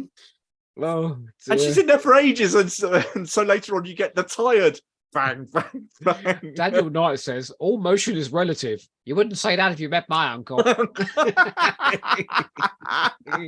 Leave the quotes to the expert, Mel. Oh, it can't just be us that thinks this is delirious. Well, I hope not. I hope everyone else is laughing along with this, and at least laughing along with us.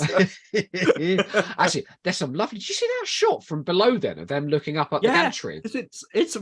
It's a really detailed set. I mean, it's not detailed, but it's a really good set And well again, shot. It's dark. Look, it's the 80s and it's dark. In fact, they do some special effects in a minute, some model work of the strange matter asteroid and the rocket going up. It looks so like Red Dwarf in the 90s. Yes. And it's a glimpse. It's shot on 35mm film. It is a glimpse, isn't it, of what we would have had in the 90s. Yeah. Okay, you read out Lit Roundels. Okay. He says, I think this is a pure distillation of J&T's vision for the show. Any old daft script with a glamorous star, glitzy costumes, and flashy visuals. There we go. Yeah. And that's why we love it. Easy question from Anthony Carroll. What is the anagram Loy Hargill? Grail Holy. Something like that. Daniel Rulsley, New Earth and Time and the Rani are quite simpatico, actually. Brave ways to kick off a season. True. Yeah. Very brave. Oh, no. The Bangles of Death. But it's a good death. I mean, the fizzing in the water, and it's really nicely done. I'm sorry, I still don't understand why that water fizzes like that. I bet it's just the body dissolving. Oh, okay. Something like that. See, it's with the... Yeah. But again, this is utter panto. You can see a panto day going, release me. You know? The panto day might not threaten an entire populace of a planet, but if you place any value on your people's lives, you will release me. It was sort of interesting listening to the commentary again, because Pip and Jane were talking about writing this, and they said they worked from the end and worked out how things would happen. Oh, I wish they'd give Stephen Moffat some tips. Yes, which is why we've got the killer bangles, because they needed that explosion at the end, because there is a thing where perhaps the Rani has so many different ways that she's going to kill the Lacurtians. So she's got the killer bees already, but they haven't worked. So she's going to put explosive bangles on everyone, because killer bangles sounds better. Yeah, exactly. Or it sounds camper anyway. So it's sort of that, but we can get those off because we need that something to explode everything at the end. So we've literally missed the whole sequence where he said to her, you know, you're going to rewrite history. Have we gone past that bit yet? No, we haven't that because they've just watched the recording of the supernova. What's great is the Rani's going to come in a minute because she's been set free. You have this lightweight adventure, but at the end, it's like, this is one of the biggest threats the Doctor's ever faced, because if she has this power, she will literally rewrite history, every single line to her making. Just another manic Monday.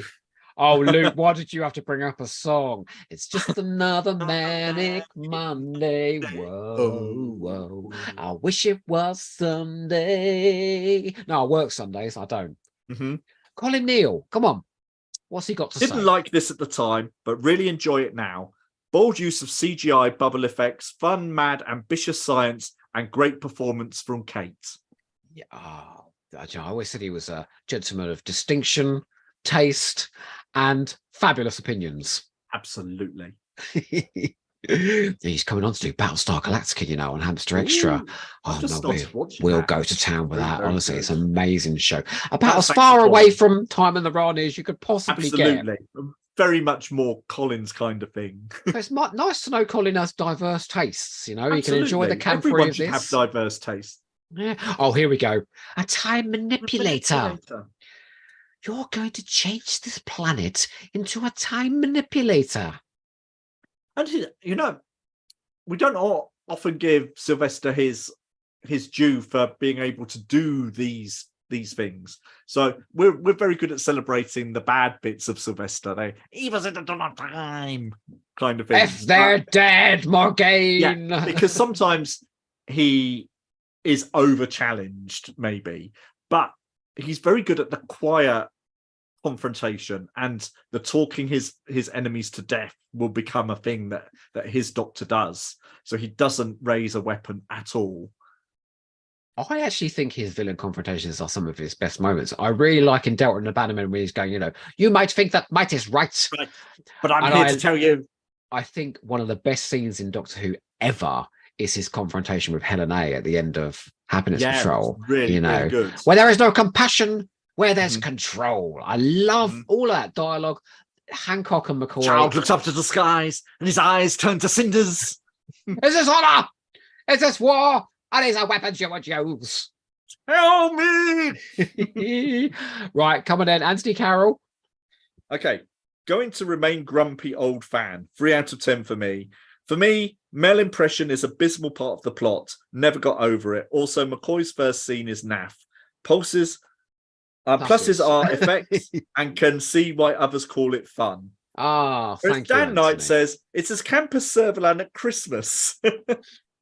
DWM said it when they reviewed the VHS that it's a very well-made production of a very silly story.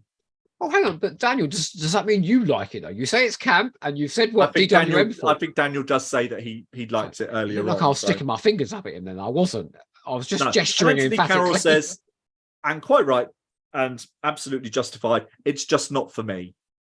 And that's absolutely fine. What I don't like is that opinion of no, this is just shit. I did it was an aborted pilot for Jason Miller's. He was going to do a different podcast before he did his book podcast. And basically his argument was it's shit.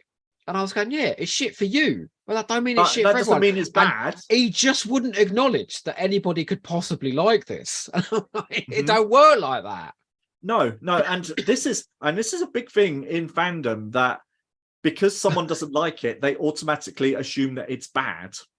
Daniel Knight says, stop. Yeah, I love it. And stop sticking your fingers up at me. All right, I'll stick them in you instead. Oh, sorry. Joe. Well, he's very handsome, you know. I keep telling him he's handsome. He don't believe me. But, you know, I think, sort of going back to what I was saying, that this is a thing that people decide they don't like something, so it's bad. Yeah. And they can't understand why people do like something. And an opinion is not a fact. An opinion is an opinion. And the moment we start, and the moment we start believing that our own subjective opinion is a fact, then we're all doomed. Yeah. And that's the joy of this. That's the joy of this podcasting, is hearing all these diverse opinions. Yeah, I mean, you've said there are whole stories and eras that you've looked at in a different light because someone has come in and they're passionate about why they love it. I certainly appreciate the Stephen Moffat era more than I did. Yeah. You know, and I've done a complete turnaround on Janet Fielding and Sylvester McCoy as well. Although Big Finish has helped me with both of those two. Yeah. Look, here we've got Mel. Finally, she's not computer programming, but she is completing a circuit to get the bangle off her foot. It's something. It's not a lot, but it is something. It's the only thing she's got. I hope that when she comes back in the new series, she's programming computers all the way. God, yeah. We want her to be, I was about to say the next Elon Musk. We don't want her to be that, but just there, like, you know. Luke Tim Jenkins, from the Discontinuity Guide, if it was truncated into 3 episodes and came with a self-lobotomizing kit, this might be a passable adventure, but it isn't. And he thinks that's way harsh. I agree. Well, it is. That's Cornell, isn't it? The Discontinuity Guide. Well, there you go. But he writes off all of Collins of the McCoy era. So how could he possibly? He writes off all of Collins' era and absolutely loves Davison, and there are the same problems with both. Well, yeah, this is fans for you. We're not rational. No. What's that line from The Face of Evil? You don't change the views to fit the facts. You change the facts to fit the views. That's a perfect line. That. Yep. What's going on the screen now? I've lost it. they've taken off the bangles. Mm-hmm. Oh, the Rani's got some Loy Hargill coming. Mm-hmm. Anthony Carroll says, imagine everyone will be watching this on iPlayer on November the 1st. It will break the internet. And you know, Wouldn't Anthony, that be brilliant? Everybody's going to be so watching cool? Time and the Rani first. Huh? Yeah, look at the light in there of her hair all lit up from behind. It looks gorgeous, great. Isn't it? I think this is a very attractive story. I think it's really well made. And it really did feel like such a step up from where we were at the end of Trial. And I don't know why, because it's not that much of a leap, but it felt like it in 1987. You know what else has sort of taken a rise over the years? Pip and Jane's dialogue. Because I think back in the day, everyone was so embarrassed by this verbose use of language. But nowadays, this is the dialogue people remember. It's celebrated, isn't it? Yeah. Mm-hmm. Honestly, every time I meet you, I find myself in a web of mayhem and intrigue, Si. And in my book, that's murder. Leave me to my static and solitary peregrinations, Si. Go on, keep going. If you were a plant, you'd be a laburnum. Why? The leaves are poisonous. Oh my God, it's gold. And of course, by every line from this. Yes. Look at one thing I never thought I'd see would be Mel helping Albert Einstein out of the booth. Out the Rani booth. I hope Rusty Davies throws in some references to these stories. Oh, I met Albert so Einstein glorious, once, you know, something like that. And of course, this would have been the end of Colin Baker. Blown to pieces in this explosion. Blown to pieces by a load of space bangles. Yeah, I mean, what a way to go. I mean, it's a camp story, so it's got to be a camp ending, right? Ah, Daniel Rawlsey. Yeah, he's got the right word there. It's very disco, this story. All the flashing lights. Mm-hmm. All the flashing lights. I thought that was Death to the Daleks. Mm-hmm. You do not exist. That exists. Sorry. Oh, dear. Right. What's going on? I can't see anything through the dry ice. Yeah, are they going to leave Bales behind for his sacrifice so that he comes good? Ah, of course, because he's a collaborator, isn't he? Yeah, so he's got to do something right now. I think they're almost trying to touch on that because they talk about it several times, don't they? Yeah, it doesn't. I'm not sure it doesn't go here. No. Well, it's because they're not thinking really on that level. No, like Battlestar Galactica does an episode after they do this whole sequence of episodes set on a new planet, where they have a load of collaborators with the Cylons, and then in the next episode there's an execution squad to kill all the collaborators. Now that's how you do it, you know. Here Bayus just gets blown up by a load of bangles. He just looks a bit sad. Yeah. Never mind. Oh, this was the scene she's shooting when she had the umbrella. Yeah. She looked just look at that turning round and gasping acting. You can actually see the rain, I think. I'm glad that the countdown didn't end on 1. It ended on 4. Exactly. Yeah. So poor old Peter Tuddenham comes in, has to do a great big countdown. Bonnie pointed out in the commentary that Bayes' self-sacrifice is pointless. Actually, she does, and she is right. He doesn't have to stick around. True. Yeah. And Pip and Jane go, well, no, he's just staying there to make sure the bangle's going off, you know? Yeah. It is worth noting, before we out episode 4, that the relationship between Andrew Cartmel and Pip and Jane Baker was fractious, to say the least. Yes. Look at this model work. Look at that. Do you see that little satellite going around in the middle? It's just the attention to detail is gorgeous. Is this the fabulous Mike Tucker? Yeah, and his team. And Colin Mapson, I think, is the main guy who's really good at model work. So knowing that's superb. Well, they've got to that point where you can see all the sparks in a really impressive way as well. You know? Oh, that triangle TARDIS. Yeah. Si, it's over. You're beaten. I've abutted the launch, and the Lacosians are preparing to attack. You imbecile! You've sealed their death warrants. Look at this. The shuttle going super, isn't it? It looks great. And the model work throughout the McCoy era is really top notch. It feels like, once again, do you remember in 18 when it felt like the production levels were Yes. going up a step? Now it feels like we're going up a step again. Exactly. I think if we had tipped into the 90s when genre TV suddenly became very glossy, the X-Files, Yeah, things like then that, we would have gone up a step again. Yes. Would have been as good as that American stuff, but No. they would have learned stuff, I think. Yeah, exactly. And they'd have learned how to do stuff quickly and easily of a really high standard. Did I not just see somebody from the Leisure Hive going through that door? I think you then? did. Mm-hmm. Isn't that a story that you appreciate? Oh my God, I love it. You know I do, Joe. That's how this all started. After all, that's how it all began. Yeah. It wouldn't be the 80s without stuff blowing up, says Daniel Rules. It is true. All the 70s, all the 60s, or just Doctor Who. Yeah. Well, it's a classic Doctor Who ending on Si. things. Yeah. No one will credit this, least of all you. But I wish I was going with you. Are we supposed to think there's sort of some romance going on here between this pair?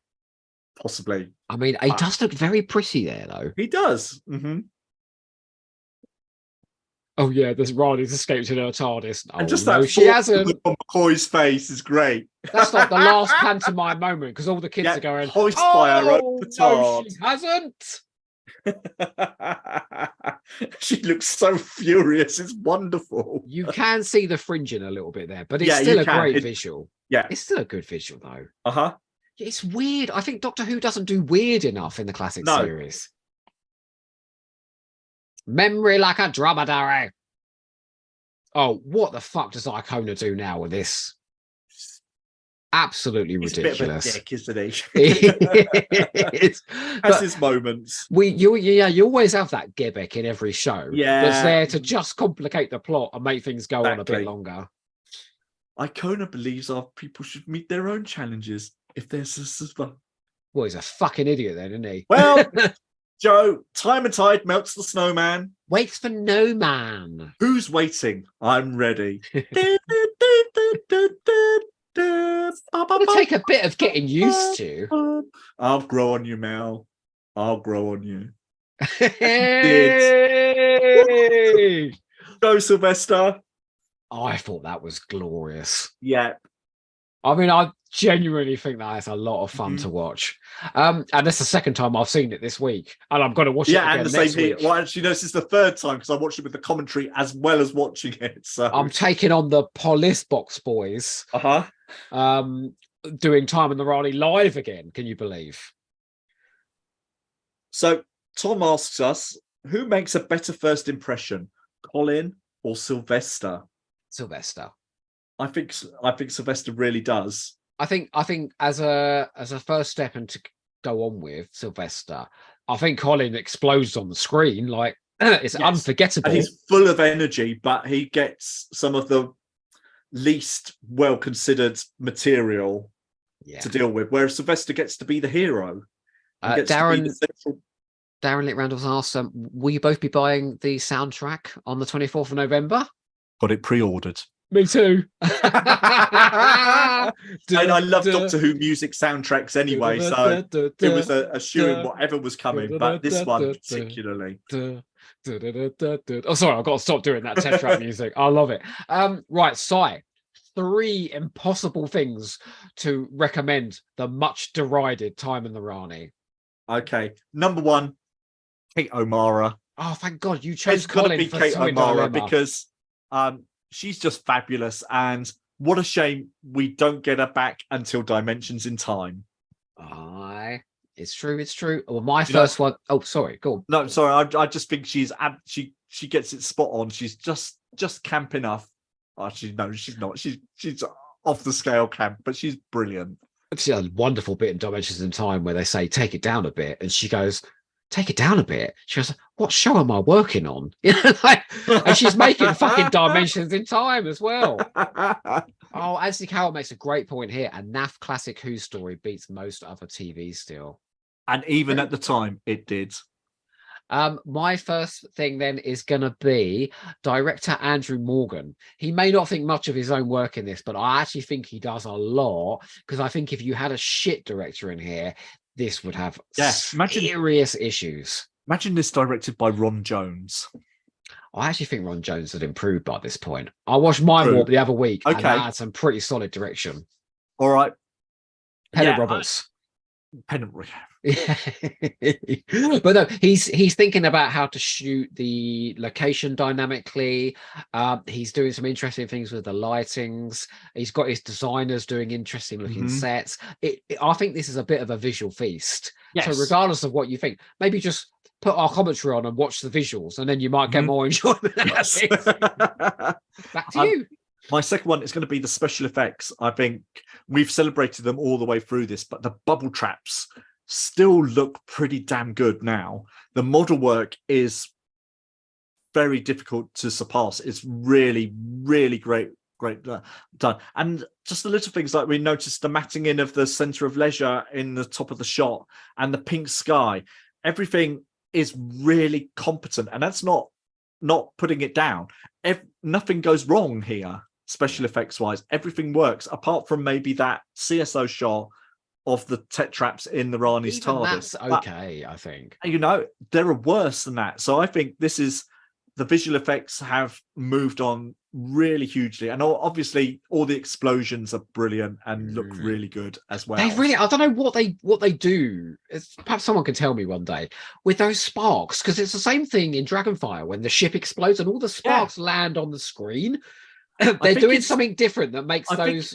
I think it's the speed that they film it at. So obviously the explosion happens really fast, but the slower you film it, the more the more sort of you'll see those things sort of as part. Looks spectacular. Yes. My second thing then is actually going with what Colin Neal has just written. Bring back the tetraps. Indeed, I had a tetrap toy when I was a kid. All right, and he had marvelous adventures in my garden with my Mel doll. They used to face the daisies of death and all sorts. It was amazing. No, really, really great design. Like, I'm not sure it all works. It's another one of those ones where I think if you go in close, it's quite effective. And from the distance, it looks a bit silly. But the idea of these sort of horrible, fetid bat creatures with 4 eyes all round the head, and horrible sticky out tongues that paralyze people. Really great design. It's a great idea. It's a great design. And I think the fellow who voices Urak does a great job. Gauntlet. Yeah, he's really good. Another example of one person doing all the acting for an entire race, and he does it brilliantly. So yeah, the tetraps are my second one. I'm going to say Kef's score. Oh, of course. Because it's great. It's really great. It's, as I said at the start, it's very, very 1987. It sounds exactly like everything in 1987, and that's not a bad thing. Doctor Who sometimes you say Doctor Who shouldn't sound like everything, and it should sound sort of timeless. But it's a fun score, and it's memorable. I mean, all the things we were singing along to on this, and all those tracks that made it to the 25th anniversary album were really distinctive. But you know the bit where the Doctor Who music hits in the climax. Oh, that's great.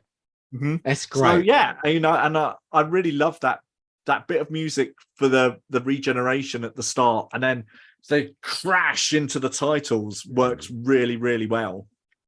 My third thing? Is it my third thing? Yeah, is the jokes.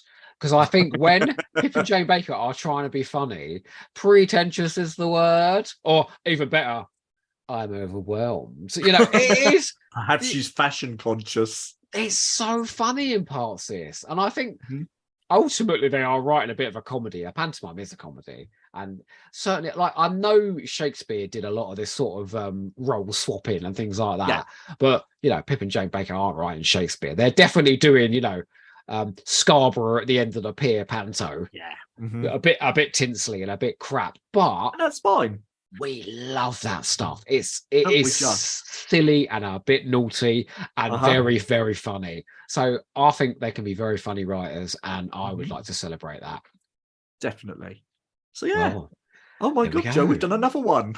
We've celebrated another unfairly maligned Doctor Who story. And I hope all of you at home watching at home have really enjoyed sort of watching along with us. Thank you so much for coming and for all your questions and comments. Just a couple I really more, appreciate it. I'm going to throw in. Well, we've had 60 people join us at some point. Oh, during wow. this, Oh, which is oh, great. The goodness. first one I did of this had 15. The second one I had 30. This time we've got 60, and a lot of people are going to watch it on catch up. So, sorry, we're Wow, on catch thank up. you. We're on catch up. Thank you very much, guys. You've been absolutely amazing as ever. And Si, yeah, you've been the most amazingest. Aren't I always, Joe? You are.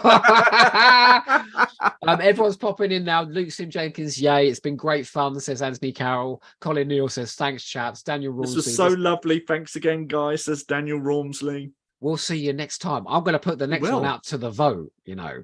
Okay, that'd be interesting. Are you putting the participant out to the vote as well? Oh, that would be interesting, wouldn't it? Maybe I should make Daniel Rawlsley's first one a live hamster. Oh my goodness. We'll talk about making it difficult for yourself. Daniel, we'll talk. Until next time, guys, it's been a blast. Bye, everyone. Let me just end the stream.